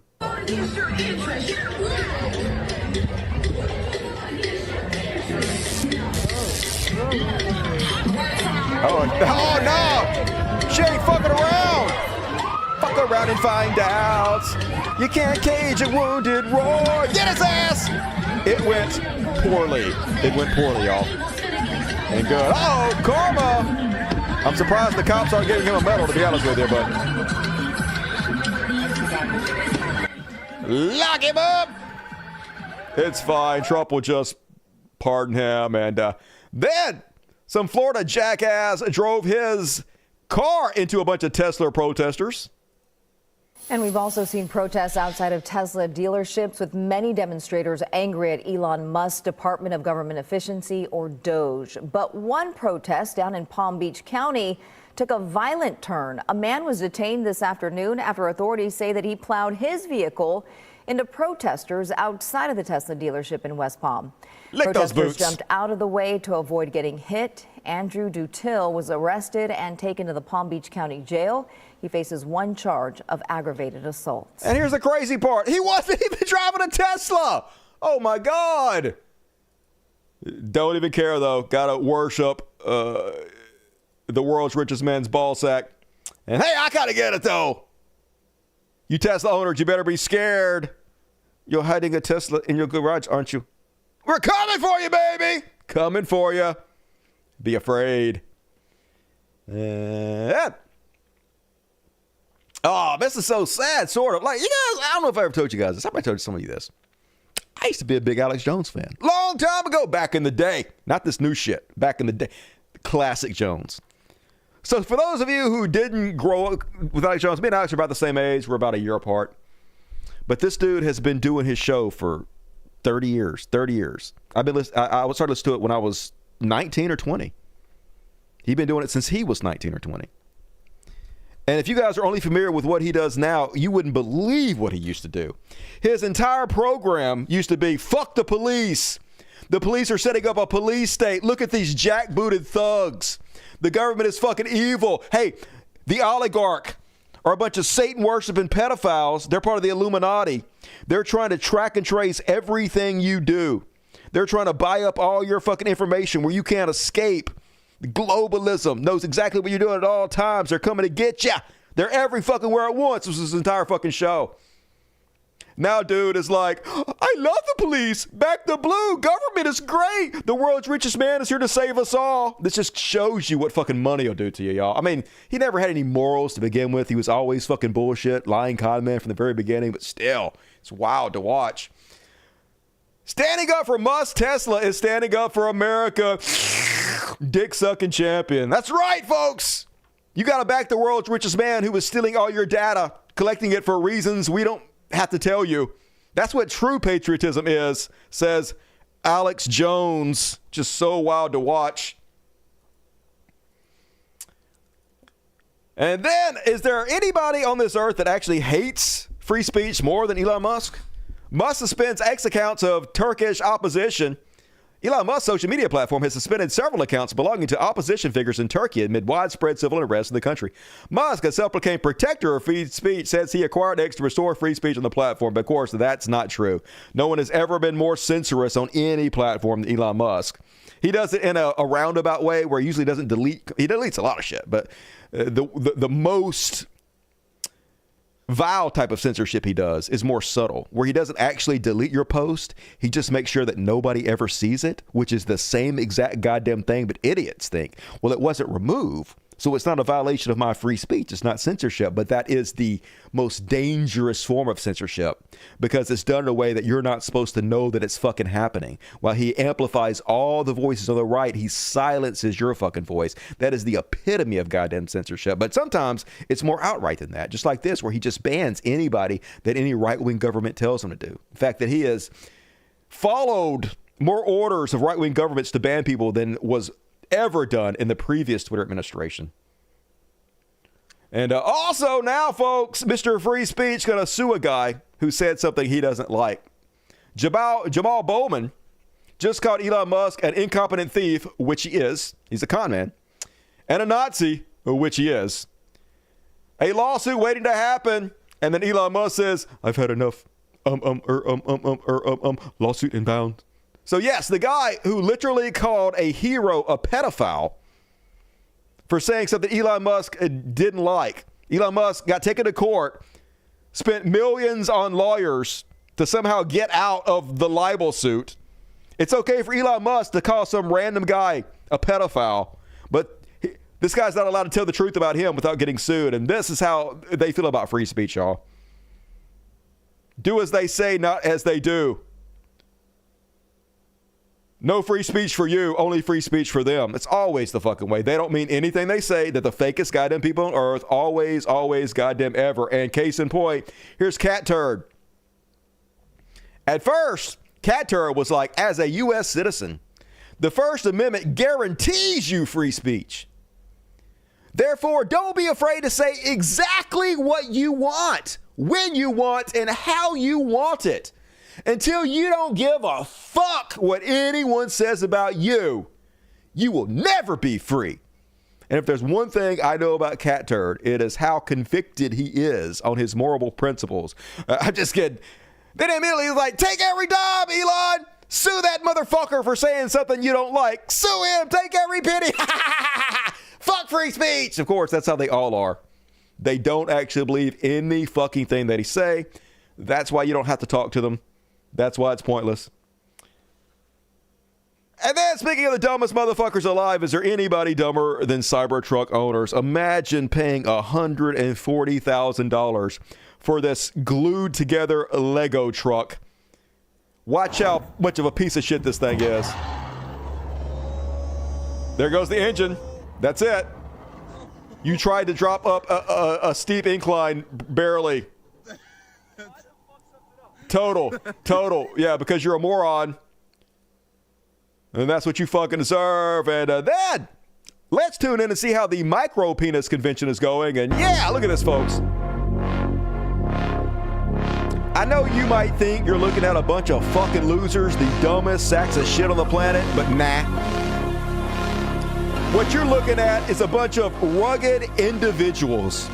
People that don't blend into the crowd. People that think for themselves. That stand out.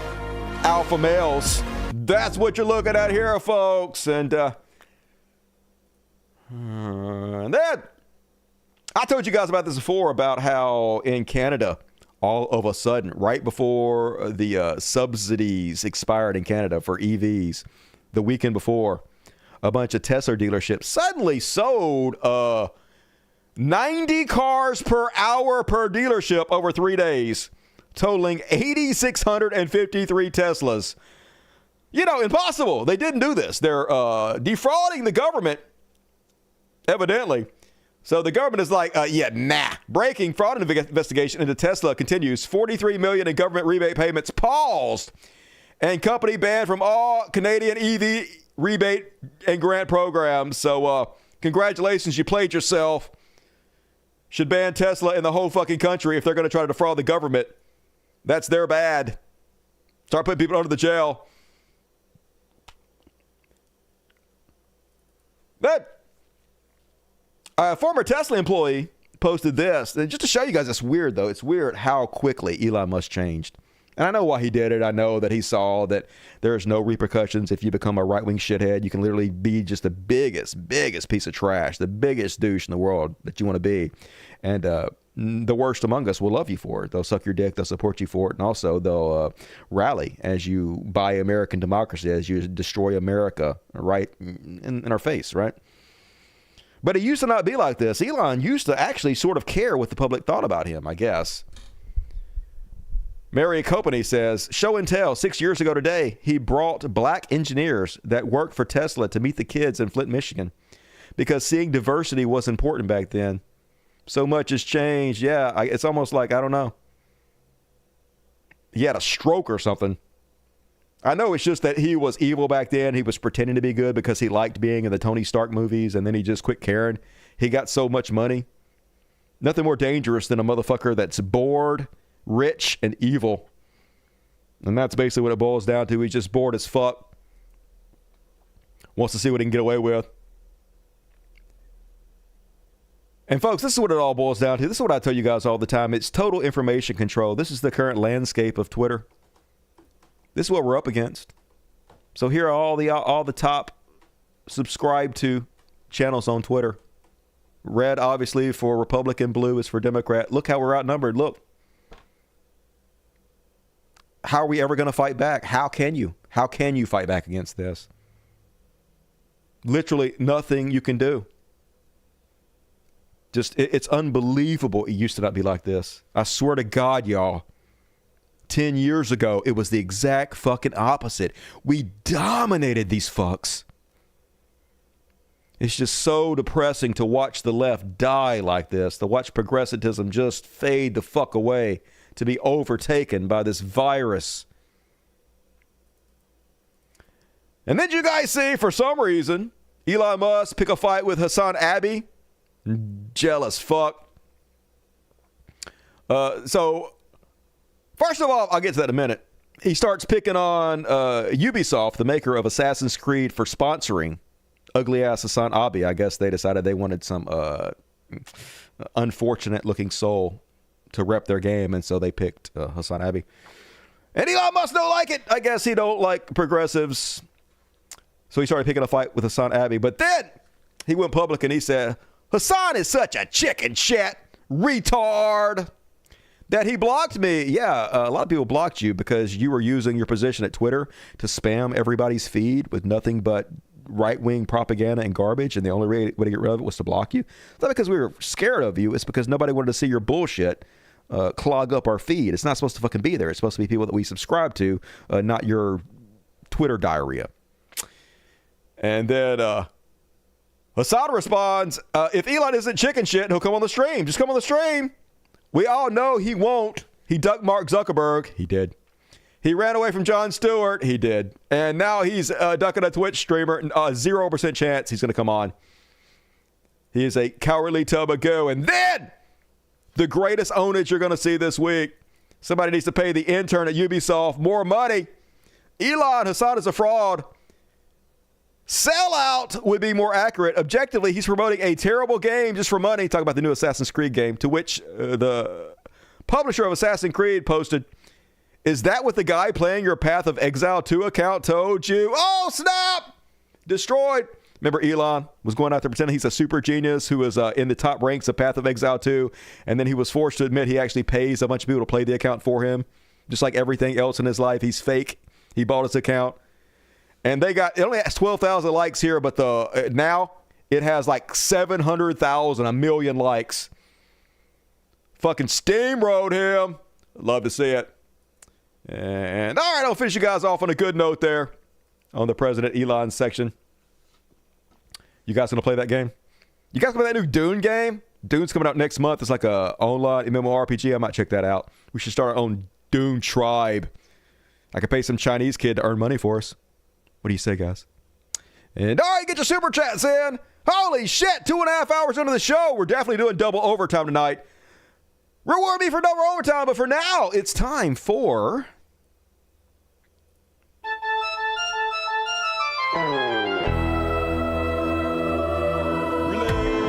Religious bullshit, religious bullshit, religious bullshit.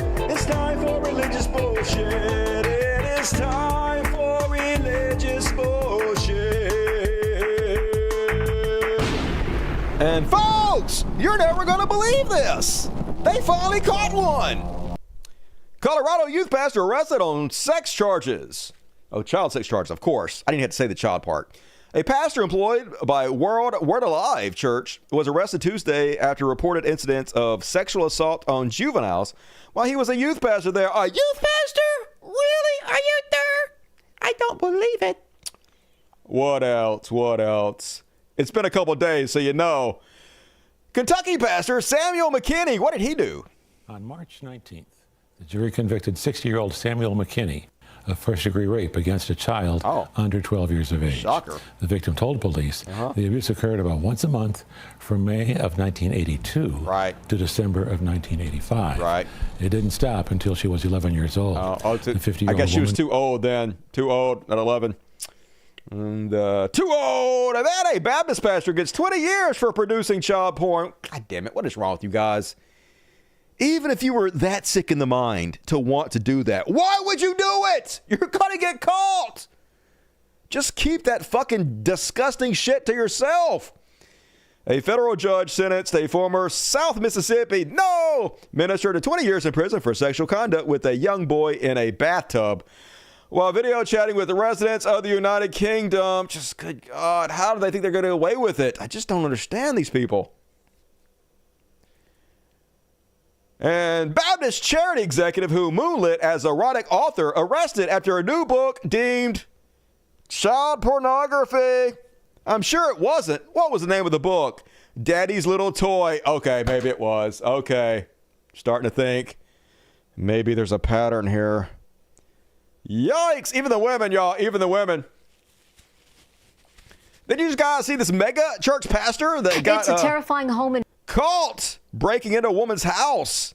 I love it. As soon as he sees the camera, he doesn't know he fucked up. invasion. A man with a flashlight enters a single mom's house and ends up caught on her security camera. And when she looked at the video, she knew who it was right away. Here's why. It's terrifying. A man caught on security tape breaking into a home. He's like, oh shit. What made this even more shocking Too late. is the identity of the intruder. It was 43-year-old Marie Columna's pastor. There he was in her kitchen, clearly identifiable. You would never think a pastor would do anything bad to anyone. Well, you follow God's... That's exactly what I would think. All you had to say was, hey, somebody broke into my house. Was it a pastor or a cop? Pick one. That's like my first two choices, baby. And it's not just any church. 49-year-old Sergio Guardia was a pastor at a mega church, the 24,000-member Thomas Road Baptist Church in Lynchburg, Virginia. Maria and her husband were very close with the pastor and his wife, very close, as seen in this photo. What was Pastor Guardia like? Very charismatic, extremely nice. But after she divorced her husband, Marie says the pastor's behavior became increasingly odd. He started just showing up to my house. My kids wouldn't be home. It'd be in the middle of the day. That's normal. And he would just show up and bring me groceries. I wonder why. He did that a handful of times. Such a nice guy. Sometimes I would get home and he'd be right on my porch. That's so cool. I couldn't even avoid him. But nothing prepared her for this. Surveillance video, which was taken while she was away for the weekend with her two kids. Oopsies. I just couldn't process that it was Sergio. Lo and behold, he came back the next day. What? There was a camera there. I was watching the live feed of him entering my daughter's bedroom. She called the cops, and you can see them with guns drawn. They even use a police dog in their search, but the pastor had already fled. Guardia was charged with burglary and stalking. Guardia has been found guilty. Just sick in the fucking head. And a senior pastor confirms he's no longer employed by the mega church. Oh, that's fine. They're like cops. As soon as he gets out, another church is going to pick him back up. He'll resume his creepiness. They're all so fucking weird, y'all. And speaking of weird, hey, do you lack any type of personality whatsoever? Of course you do. Would you like to have a personality? Obviously. How about Christian gun nut?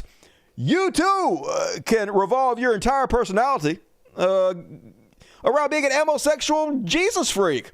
All you got to do is buy our clothing. Every hat, shirt, and patch is more than an accessory. More. It's a message. Message. A message that you're a protector, a defender, a man Alpha. of You're a faith man. and action.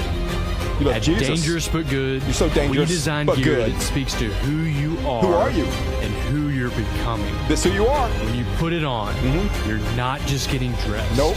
You're stepping into your identity. Oh my God, Be they said dangerous it. but good. Literally, Every they hat, said it. Shirt. You're stepping into your identity. Wearing these clothes is your identity now. This is you now. You're a Jesus freak gun nut. You have a personality now. I guess I gotta say it's better than being a Trump supporter, right? Better than being MAGA. If you have to have a personality, that's not a good choice, but that's a better choice. Yeah, small dick energy. Don't get ahead of me. We're going to get into the ultimate small dick energy. And speaking of small dick energy, hold back, everybody. We got a badass here.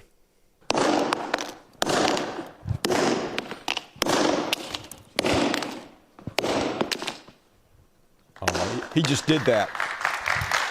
He just did that. I can't believe it. Wow. Better to enter the kingdom of heaven without an iPhone. Oh, that's profound. Than to enter into eternity without Jesus. That made no sense. And some of you go, you really just did that. You really just did that. Yeah, that was a functioning iPhone. Yeah, I did. Not anymore. Not anymore. Not anymore. I just broke that. I did that. I know you can't believe it, But hey, I'm a badass motherfucker. I just break an iPhone right in front of you. I don't even give an F, y'all. I love these cool pastors. Hell yeah. That person's never going to get over that financial setback from destroying the iPhone. Soy, super lame. And hey, speaking of super lame, this woman has a high-level job in our government right now.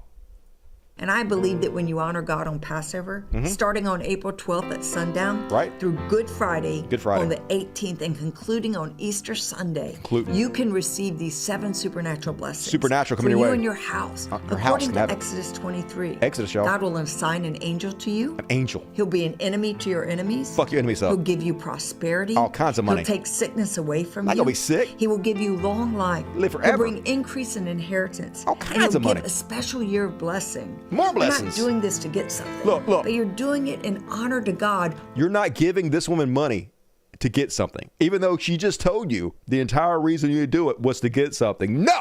Giving her money honors God, but also you're going to get something. Let's see how much money you have to give her for God to give you blessings, miracles, and angels. Realizing what you can receive. For your special Passover offering of $1,000 or more as the Holy Spirit leads, you will also receive the beautiful 10-inch Waterford Crystal Cross. Of course. At first I thought she was just being greedy and money hungry, but I didn't realize she was giving away the Waterford Crystal Cross for only $1,000. So that's a bargain if you ask me. Plus the angels. Don't forget about the angels. Don't miss your moment to release 7 supernatural blessings and provision into your life. Not 6. And I believe that when you honor So God. anyway, hooray us. Yay, this country is amazing. And then, folks, this is what I've talked about all the time on the show, folks, how Christianity is one of the most immoral philosophies that can possibly exist. This is something that I have encountered over and over and over interacting with Christians in my lifetime. This actually reminds me of myself, too, when I was a Christian. So the problem with Christianity is you are allowed to fuck anybody over that you want to. You're allowed to do anything you want to anybody, no matter how egregious and harmful it is. And you don't ever have to make amends to the person you hurt. All you have to do is apologize to your imaginary friend, and it's like it never fucking happened.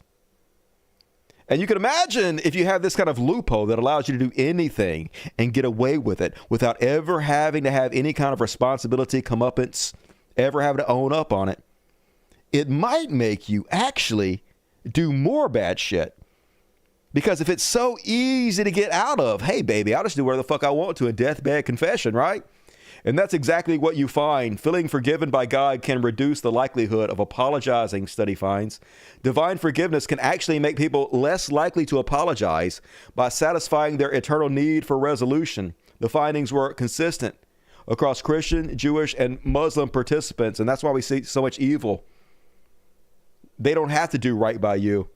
They just have to pretend to apologize to something that doesn't exist, and poof, all that guilt erased in a fucking instant.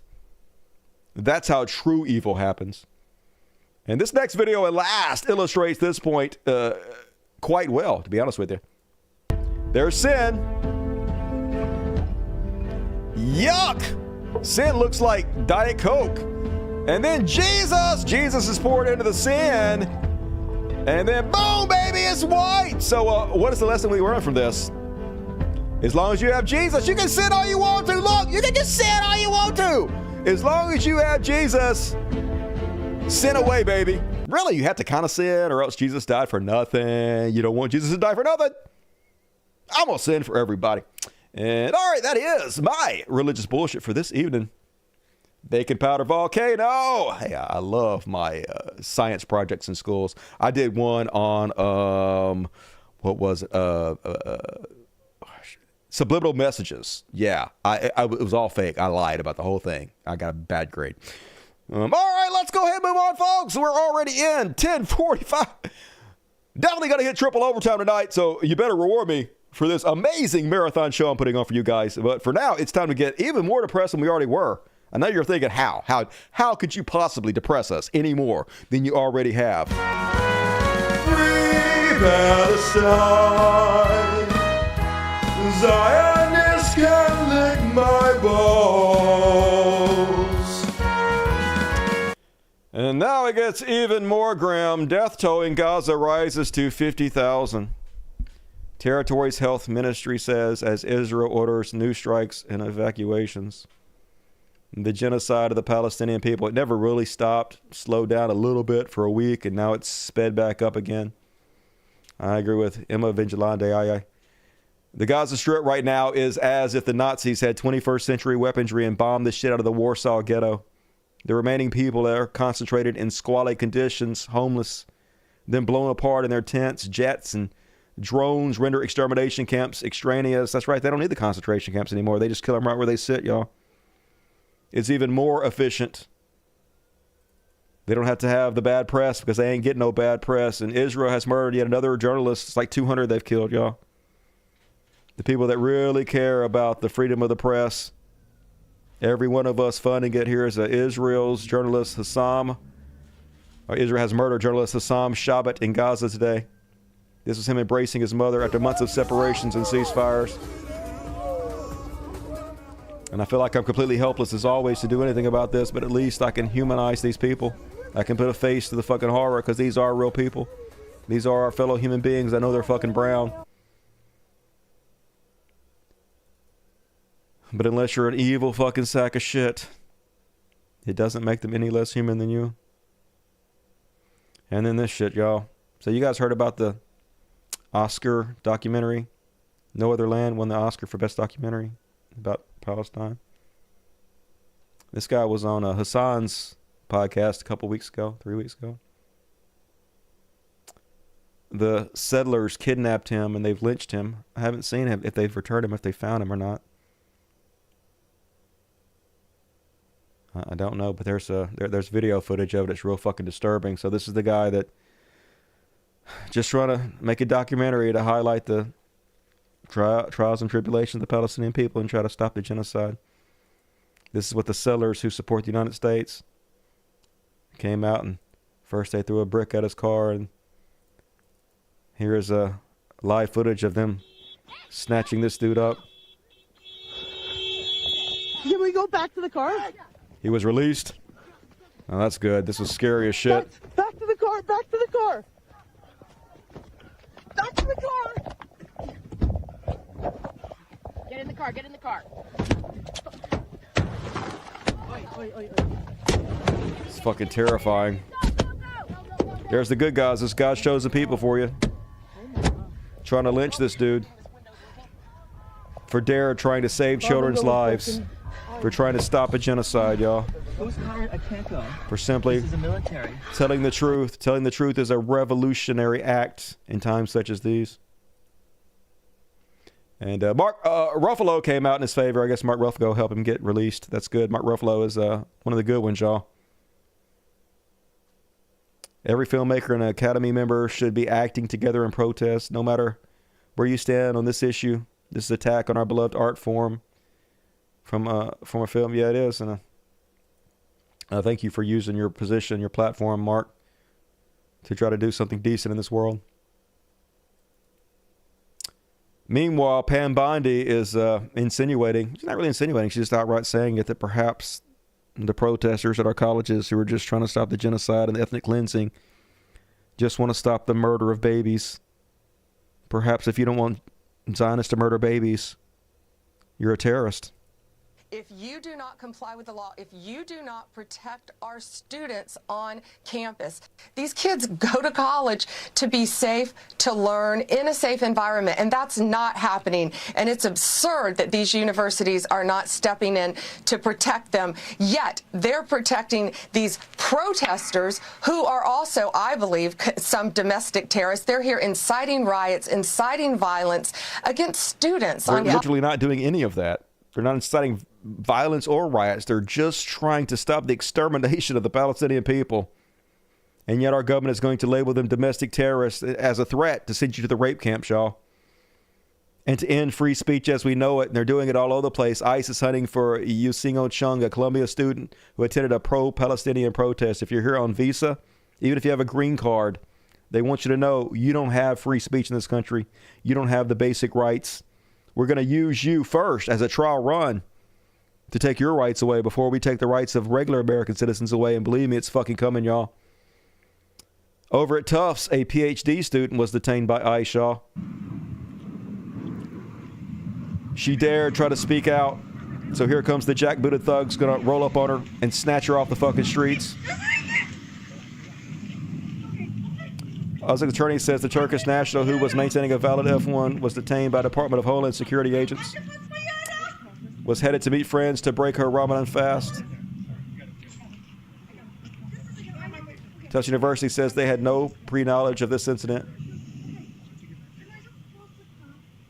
They're just trying to send a very clear message. You're not allowed to speak out against your Lord and Savior Israel, against your Zionist rulers. You don't have freedom of speech in this country. You have whatever speech they allow you, and you will fucking like it. You will send your hard-earned dollars to murder children, and you will fucking like it. You don't want to get sent to the rape camp, do you?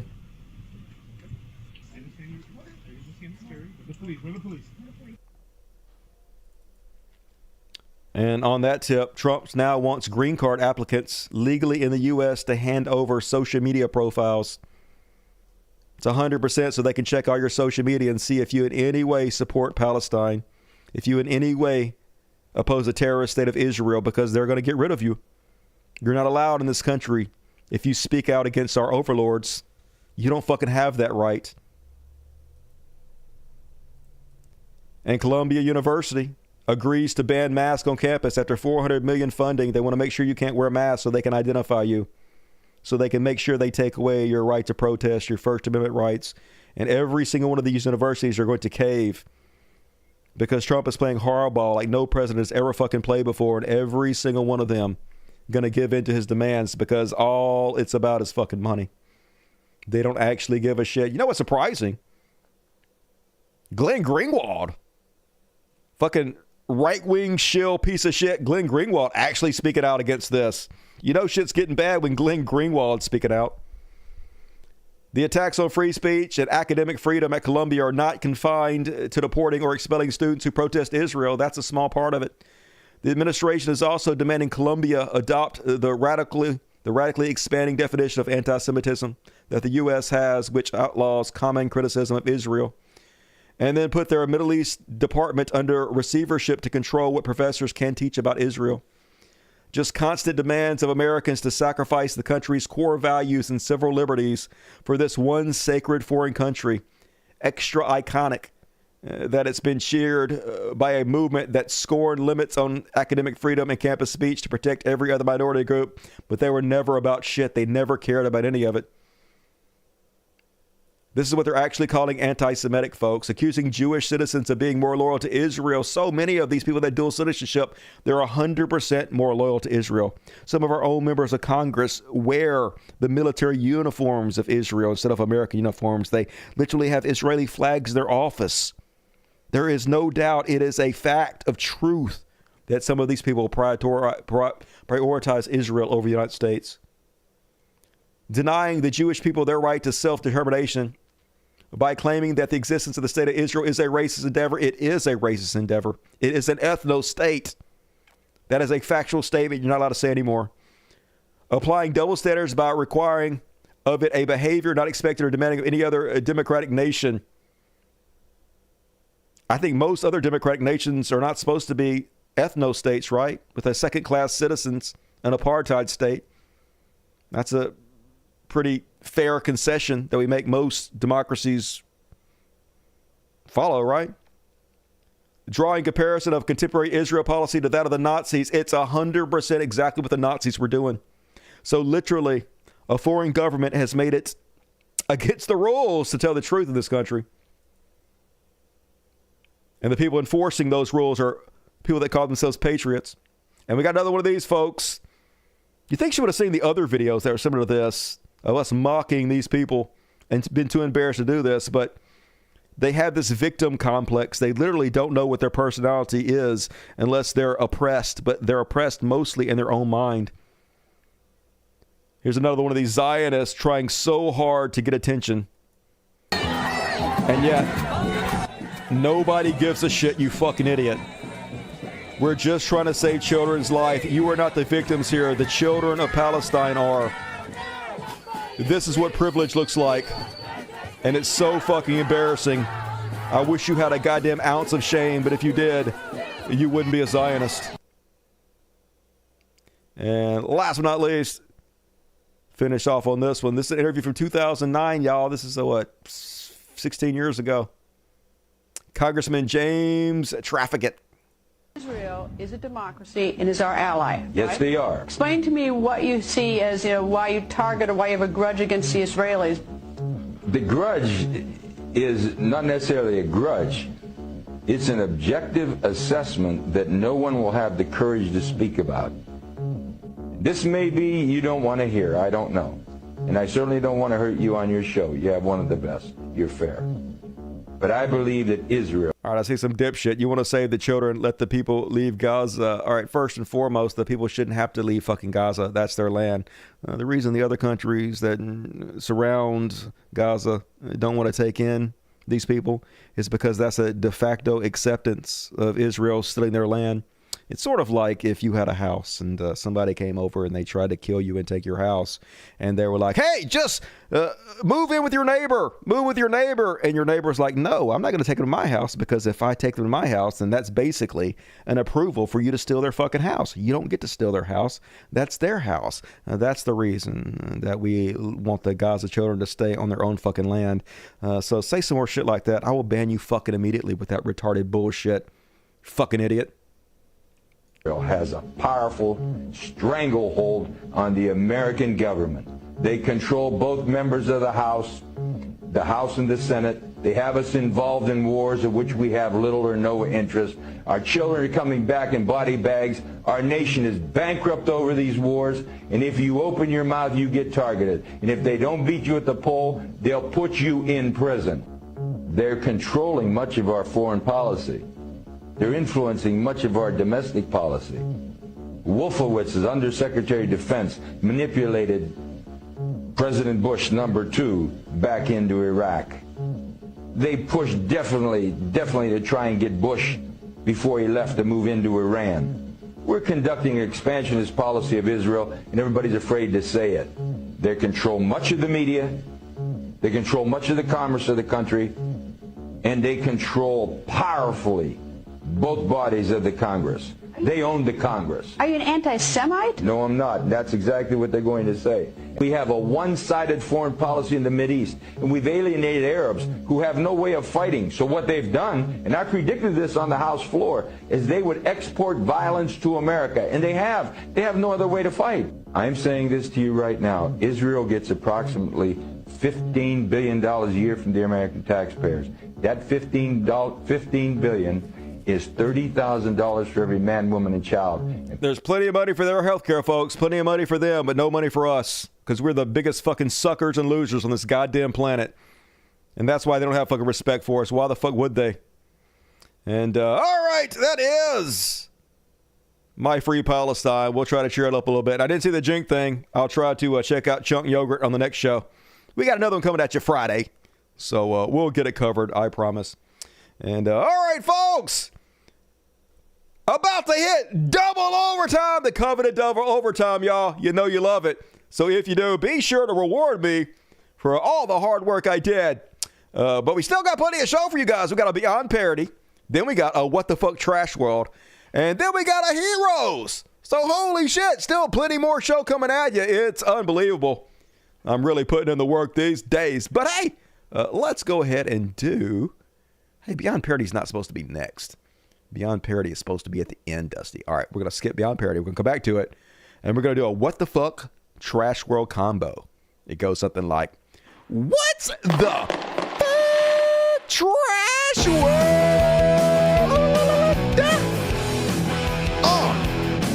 What? Hell yeah. And first off, on tonight's What the Fuck Trash World, we'll do What the Fuck first. And what the fuck? Oh, you guys see this on the outrage this week? High school coach, they're at, I guess, the state championship, gets cussed at by one of his players decides to walk up and pull her hair. Zullo pulling on her hair. It looks like she's crying after that loss. Uh-huh. Zullo appears to say something to her and to that other player who you can see kind of intervenes there. She's pointing her finger. Local outlets report that girl is the coach's grandniece. Yeah, well. The school district quickly fired Zullo and now says it's deeply disturbed by his conduct. And he's released a brief statement. It reads in part, quote, "As a coach, under no circumstance is it acceptable to put my hands on a player, and I am truly..." Yeah, that's all we saw on video. Imagine what he's done that no one ever saw. What a fucking dick. I actually saw right-wingers defending that guy. That's what real fucking coaching is like. You better show some respect to your coach.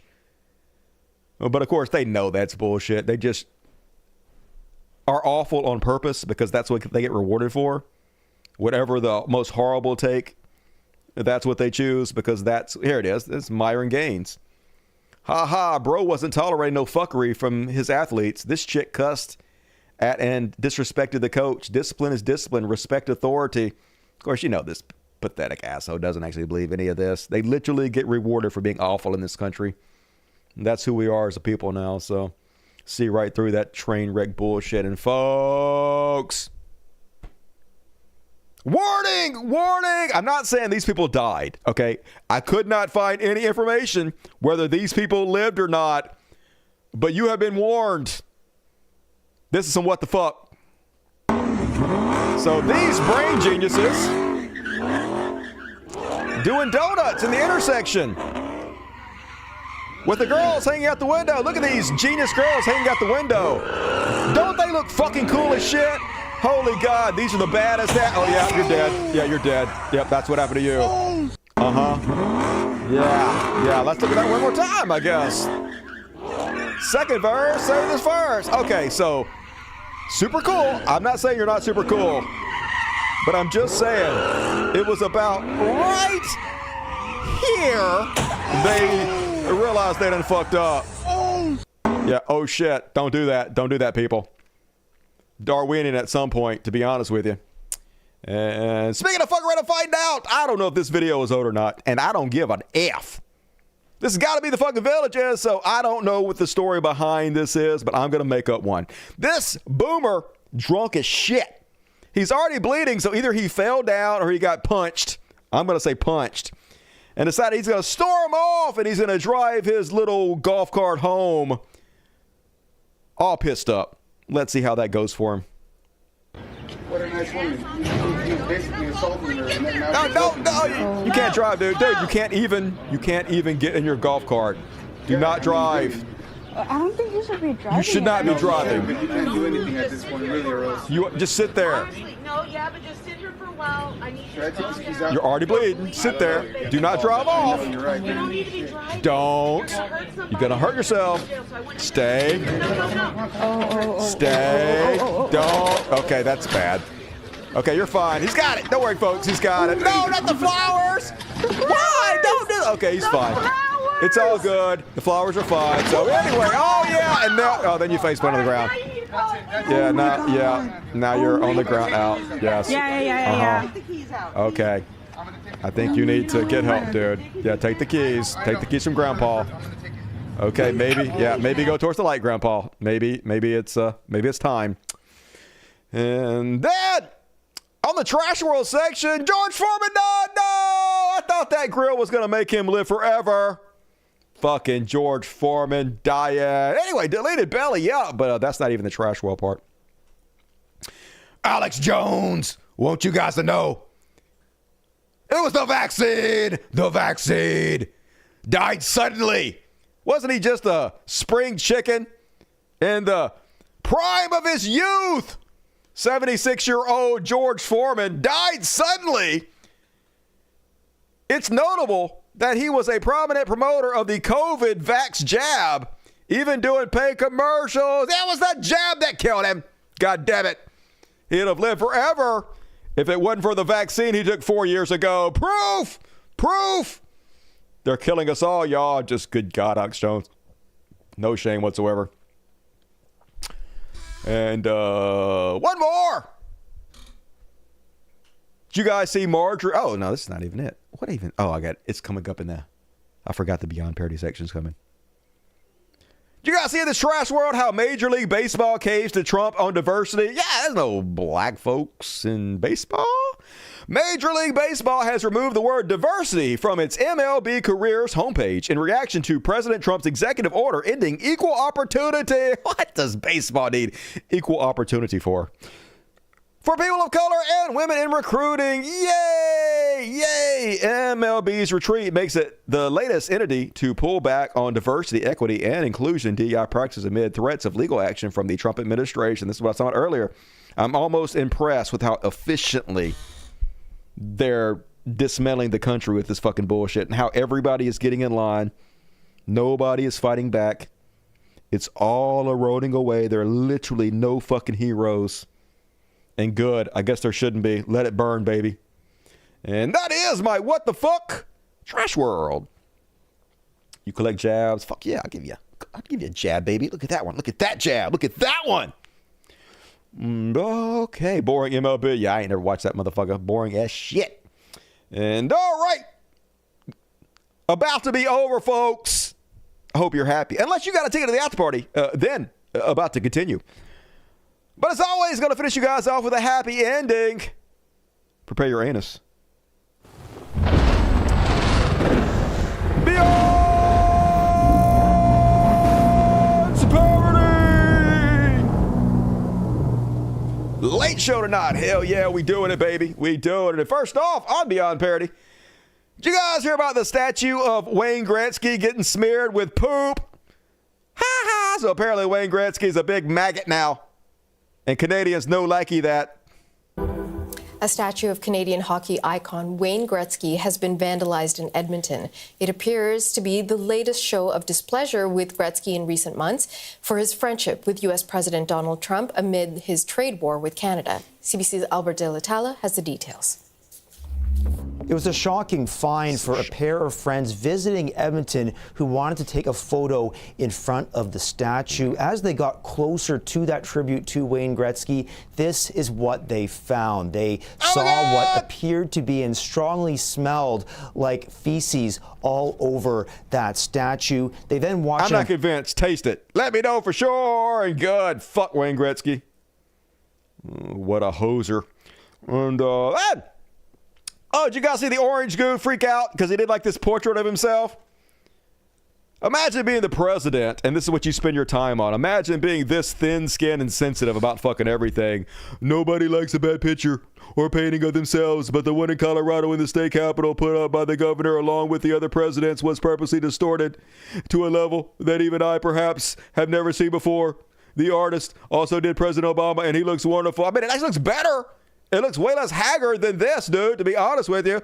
You look okay. I mean, you don't look good, but you never did. Your face is a bit round, but still, you old geriatric fuck might not want to look a gift horse in the mouth, but whatever, they took it down because everybody bends their knee to Trump. It's almost impressive. I got to say, it really is almost impressive. Not good, but it's impressive. And speaking of Trump, apparently they had a big Mar-a-Lago shindig this weekend, and the Hunger Games is in full swing. Somebody want to explain to me what the theme is? Is it gaudy? I don't know. But hey, as the country burns, as the economy crashes, as we don't have money for cancer research, for healthcare, for housing, no money for you to have children, the oligarchs living it up, folks. And good God, I'd rather be fucking dead. That looks boring as shit. Everything about this, all to the hell no.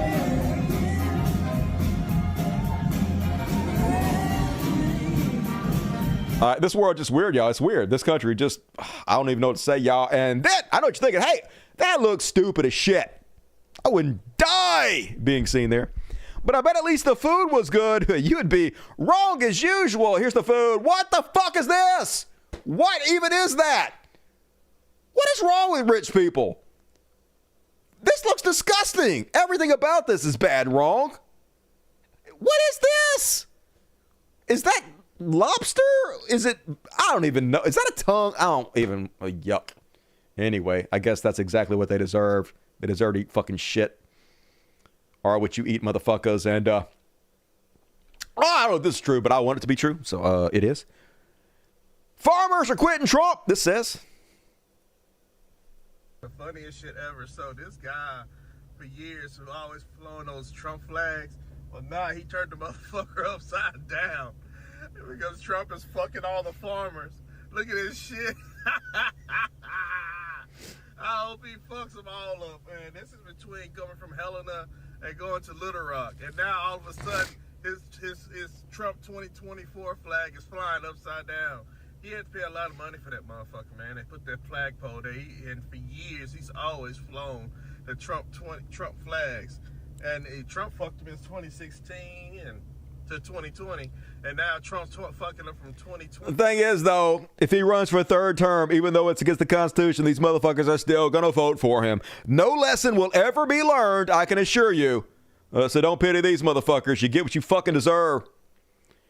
And this is the world we live in, folks. Ladies and gentlemen, I give you the director of the FBI. This is it. This is who's rolling us. Yay! Like literally the weirdest hanging out behind the gas station sacks of crap you can possibly imagine. Just creepy incel losers in charge of all of our judicial system. Gonna put us all in the rape camp. Bug-eyed alien.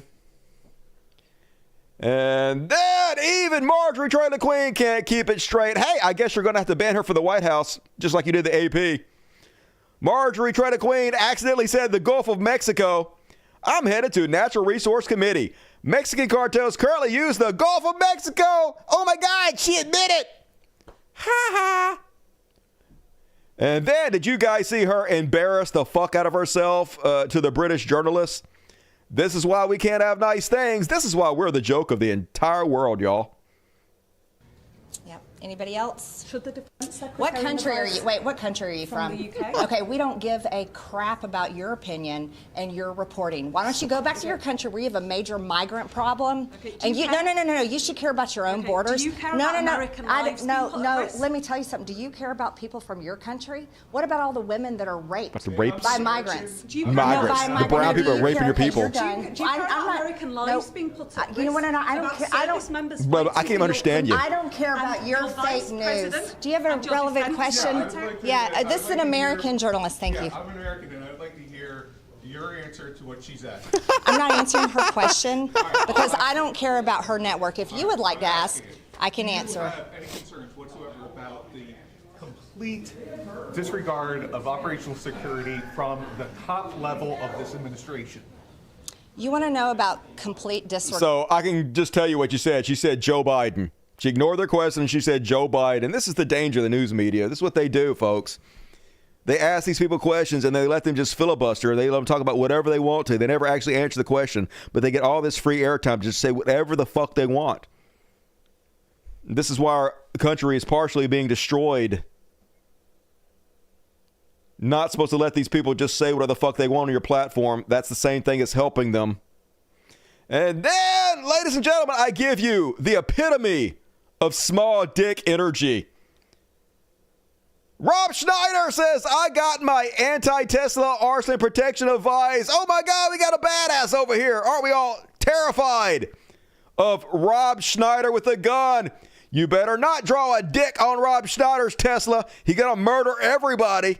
This steely-eyed missile man, this genetic specimen, Alpha, the best of us all. I'm scared, y'all. And then, did you guys see this one? Colorado State Representative, guess what party?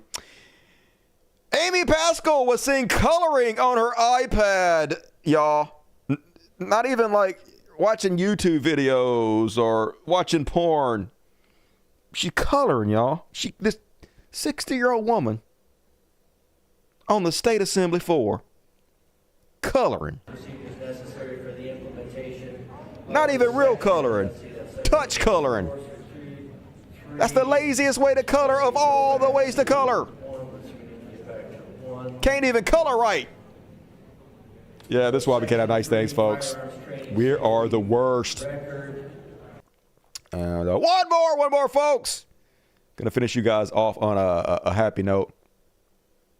You guys see this one? Apparently, I'm guessing this is true. This guy doesn't record the people he's talking about, but I'm just going to pretend like he's not lying. He claims he's in Cancun, Mexico, and he sees people wearing MAGA hats, and then he explains why that's probably a poor choice. So I'm in Cancun, Mexico. You know, you go on vacation to escape politics, just to have a relaxing vacation. But nope. There's got to be that one lady in the pool with a fucking MAGA hat, you know? But it makes you think. It makes you think, like, can you imagine the spit, piss, and shit in this woman's food? Can you just imagine the shit in their food? The amount of feces that is involved in making her dinner here in Mexico? Thinking that it's okay to wear that fucking disgusting hat in a country that all you do is talk shit about? It's simply amazing. It really is. Anyway, I hope from the bottom of my heart that everything that she eats is loaded with piss, shit, and spit. I don't know. That's just me. But anyway, I hope everybody's doing well out there. Me too. Hey, who used to say that? Who used to say shit in their food? Can't even remember. Some potato-y motherfucker. And all right. One more. I got one hero. So if you want to get your super chat in, it is your very last chance to reward me for this marathon amazing program I put on just for you guys. So do it to it. And also go get your ticket for the after party coming up next. But let's go ahead and finish you guys off. I only got one, but it's a good one. It's time for some heroes.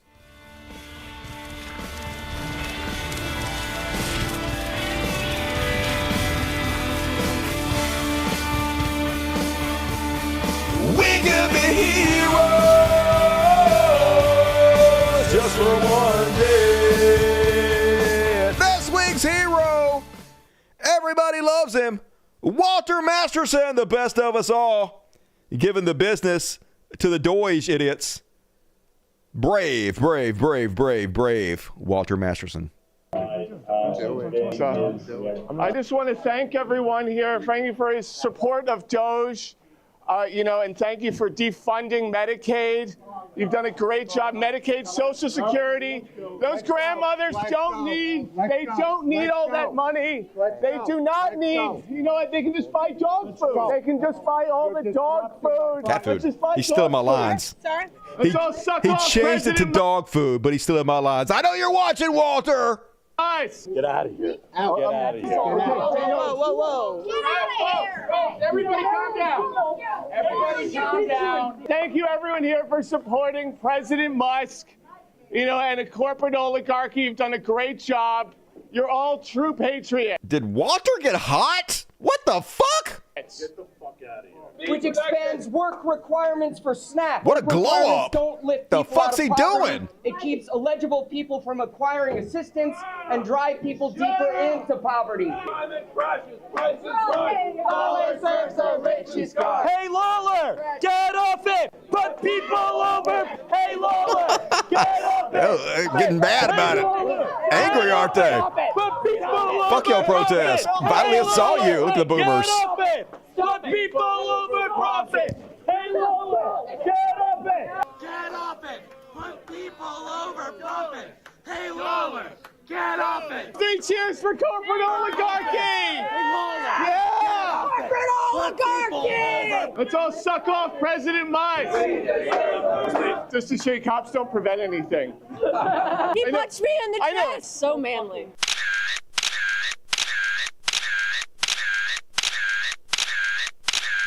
You go, Walter. Appreciate you. Sexy hero. And all right, we did it, folks. Fuck yeah. Another amazing episode of the world's finest show. And you helped make it happen, so I really appreciate you. It means a lot. And hey, I'm going to be back Friday, probably. That's probably going to happen unless Mexico Ozempic kills me. I'm not thinking anymore. I'm just kidding. So be sure to tune in every Monday, Wednesday, and Friday, 8 p.m. Central, 9 Eastern, for another episode of the best show in the universe. And please hit the like button. But most importantly, could you find in your heart to sign up to my Patreon account? I know it's a pain in the ass. I hate to ask. I don't want to ask. It kills my soul to ask you, to be honest with you. But I don't know what else to do, y'all. So help me out, please. And also get a ticket to the after party coming up next Not going to be a very big one, to be honest with you, because I kind of blew my wad on this 3.5 hour show I've already fucking done. But we're going to do something. It's going to be fine. We'll work it out. And all right, let's read the super chats. Hit the like button if you're Bill out. Please leave comments if you're watching on the replay. Leave a comment. Just say, hey, Dusty, I love your hair or whatever. I don't care. Lie to me. Welcome to the Dust Buddies. Jake, fuck yeah. Spam that chat with impunity. You got customized emoji now. You are the heroes. Do that shit. Love you. Sorry, I'm too broke to super. Hey, at least your Dust Buddy rocks. Appreciate you. And 5 tickets from Jupe. What up, Jupe? Good to see you tonight. If you got a ticket, please give Jupe your love. Saw Ash in the theater. 666 Hell Satan. Is that Bruce Campbell? Does Bruce Campbell know the movie? I've not heard about that movie. I'll look it up. Thank you for letting me know about it. Dan! Oh, my buddy Dan. Anyone else could do this, but a priest? No way. I, too, am shocked. And hey, Dad, I'm glad I didn't fucking short Tesla, right? Fucking gone up like 25% this week. It's got to go down eventually. You are right. It's just timing it. But who knows? I lost my kitty Punky yesterday. She was 16. I'm lonely without my girl. Hug your babies. Yeah, I have 12 heartaches waiting in my future just in cats along. And then I got more in like humans and dogs and shit. So I feel you. I'm sure you gave Punky the best life you could as long as you could. 16 is a good run, so I'm sorry. But, you know, I know you did the best you could. And that's all you can do, right? Just got to keep on to those memories. Good to see you tonight, Carolyn. 5 tickets from Mr. Anderson. Hello, Mr. Anderson. Good to see you tonight as always. Thank you, you sexy son bitch. Welcome to That's Michael Hall. Love you. The Bible, metaphorically literal. Trump's rhetoric, metaphorically literal. Everything else is heresy. Yep, it's definitely a religion at this point. And not one of the good ones. Sorry, I'm late. Was helping my friend with his video. Not forgiveness. I called overtime. You did give me $10, so I am a whore. So you're forgiven. Boston Dunning, 666. Hell Satan, you the man, Dusty. Hey, how can I be the man when you are the man? Statistically speaking. Welcome to Boston Buddies, Lori V. Fuck yeah. Thumbs up to you. Try spreading progressive value to my Cuban family, but the Red Scare propaganda cooked their minds. Give me a juicy shout out. What's up, Social Lost? Hello to you and your Cuban family. I hope you guys don't get sent to Cuba and murdered. $20 from Zoran. What up, Zoran? I think that was a G.I. Joe, wasn't it? I don't know. Maybe I'm thinking of Tomox and Zamox. I don't know. Fight the fight! I will. So much depressing news. We need what you do. Hey, I'm trying to make it less depressing, at least slightly. I'm doing the best I can. Thank you for supporting. And all right, I saw something big come in. 50. Micah, hell yeah. Dusty Smith. And where you say Dusty Smith is the sleeping tiger on the online lap. I'm like the dead fucking tiger. Nobody watches this goddamn show. But hey, actually, that's sort of good in a way. There's no way I could get away with doing what I do if I was like as popular or as Hasan or something. So there is benefits to being not very well viewed. So thank you, Micah. That is very generous. Everybody heap your love on Micah. I very much appreciate you. Not the Super Chat Heavyweight channel. No, not the Super Chat Heavyweight channel of the world tonight, but very close.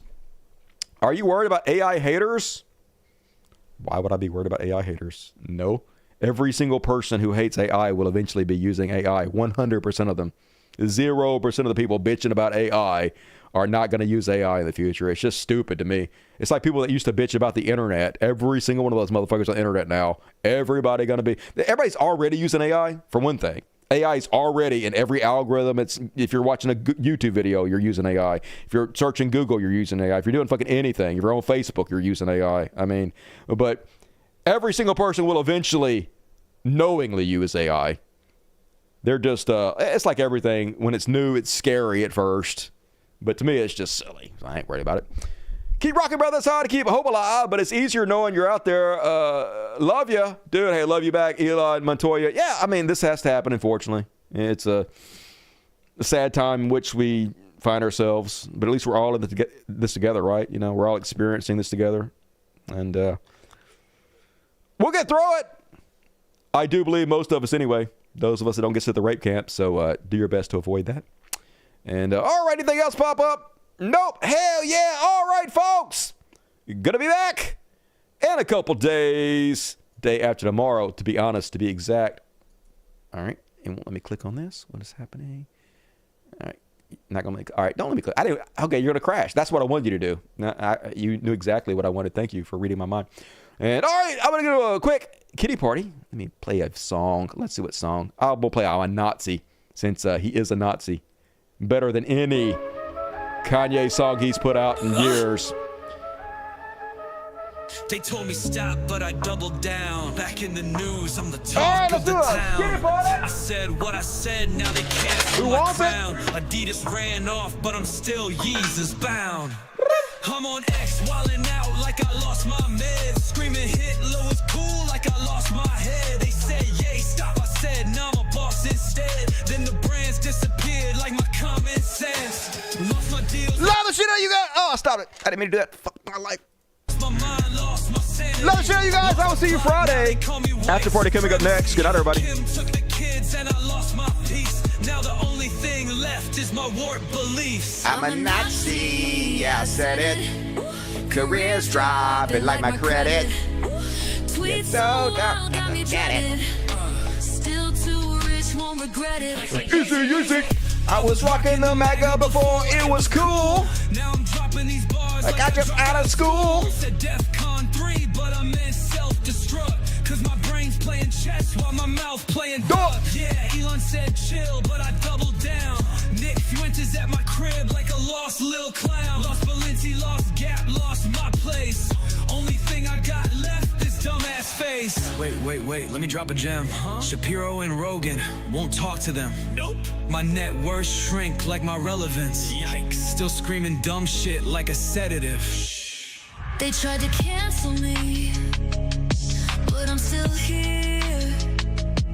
Cause you can't cancel a billionaire. Oh wait, never mind, I ain't that no more. I'm a Nazi, yeah, I said it. Careers dropping like my credit. Tweets so wild, got me dreaded. Still too rich, won't regret it. Easy.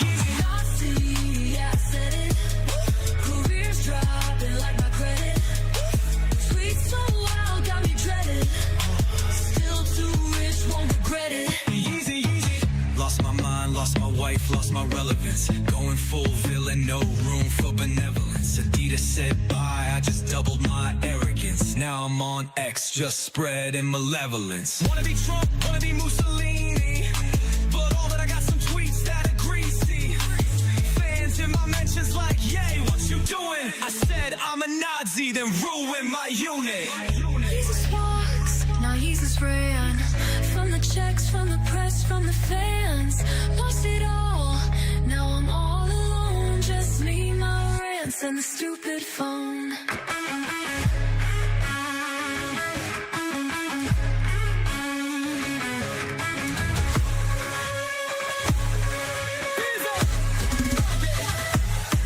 Woo!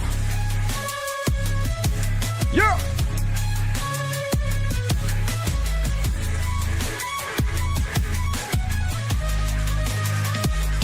Easy. That's an original Dusty Smith, baby. It's available on my YouTube channel if you want to listen to it. Good night, everybody. Switch over now.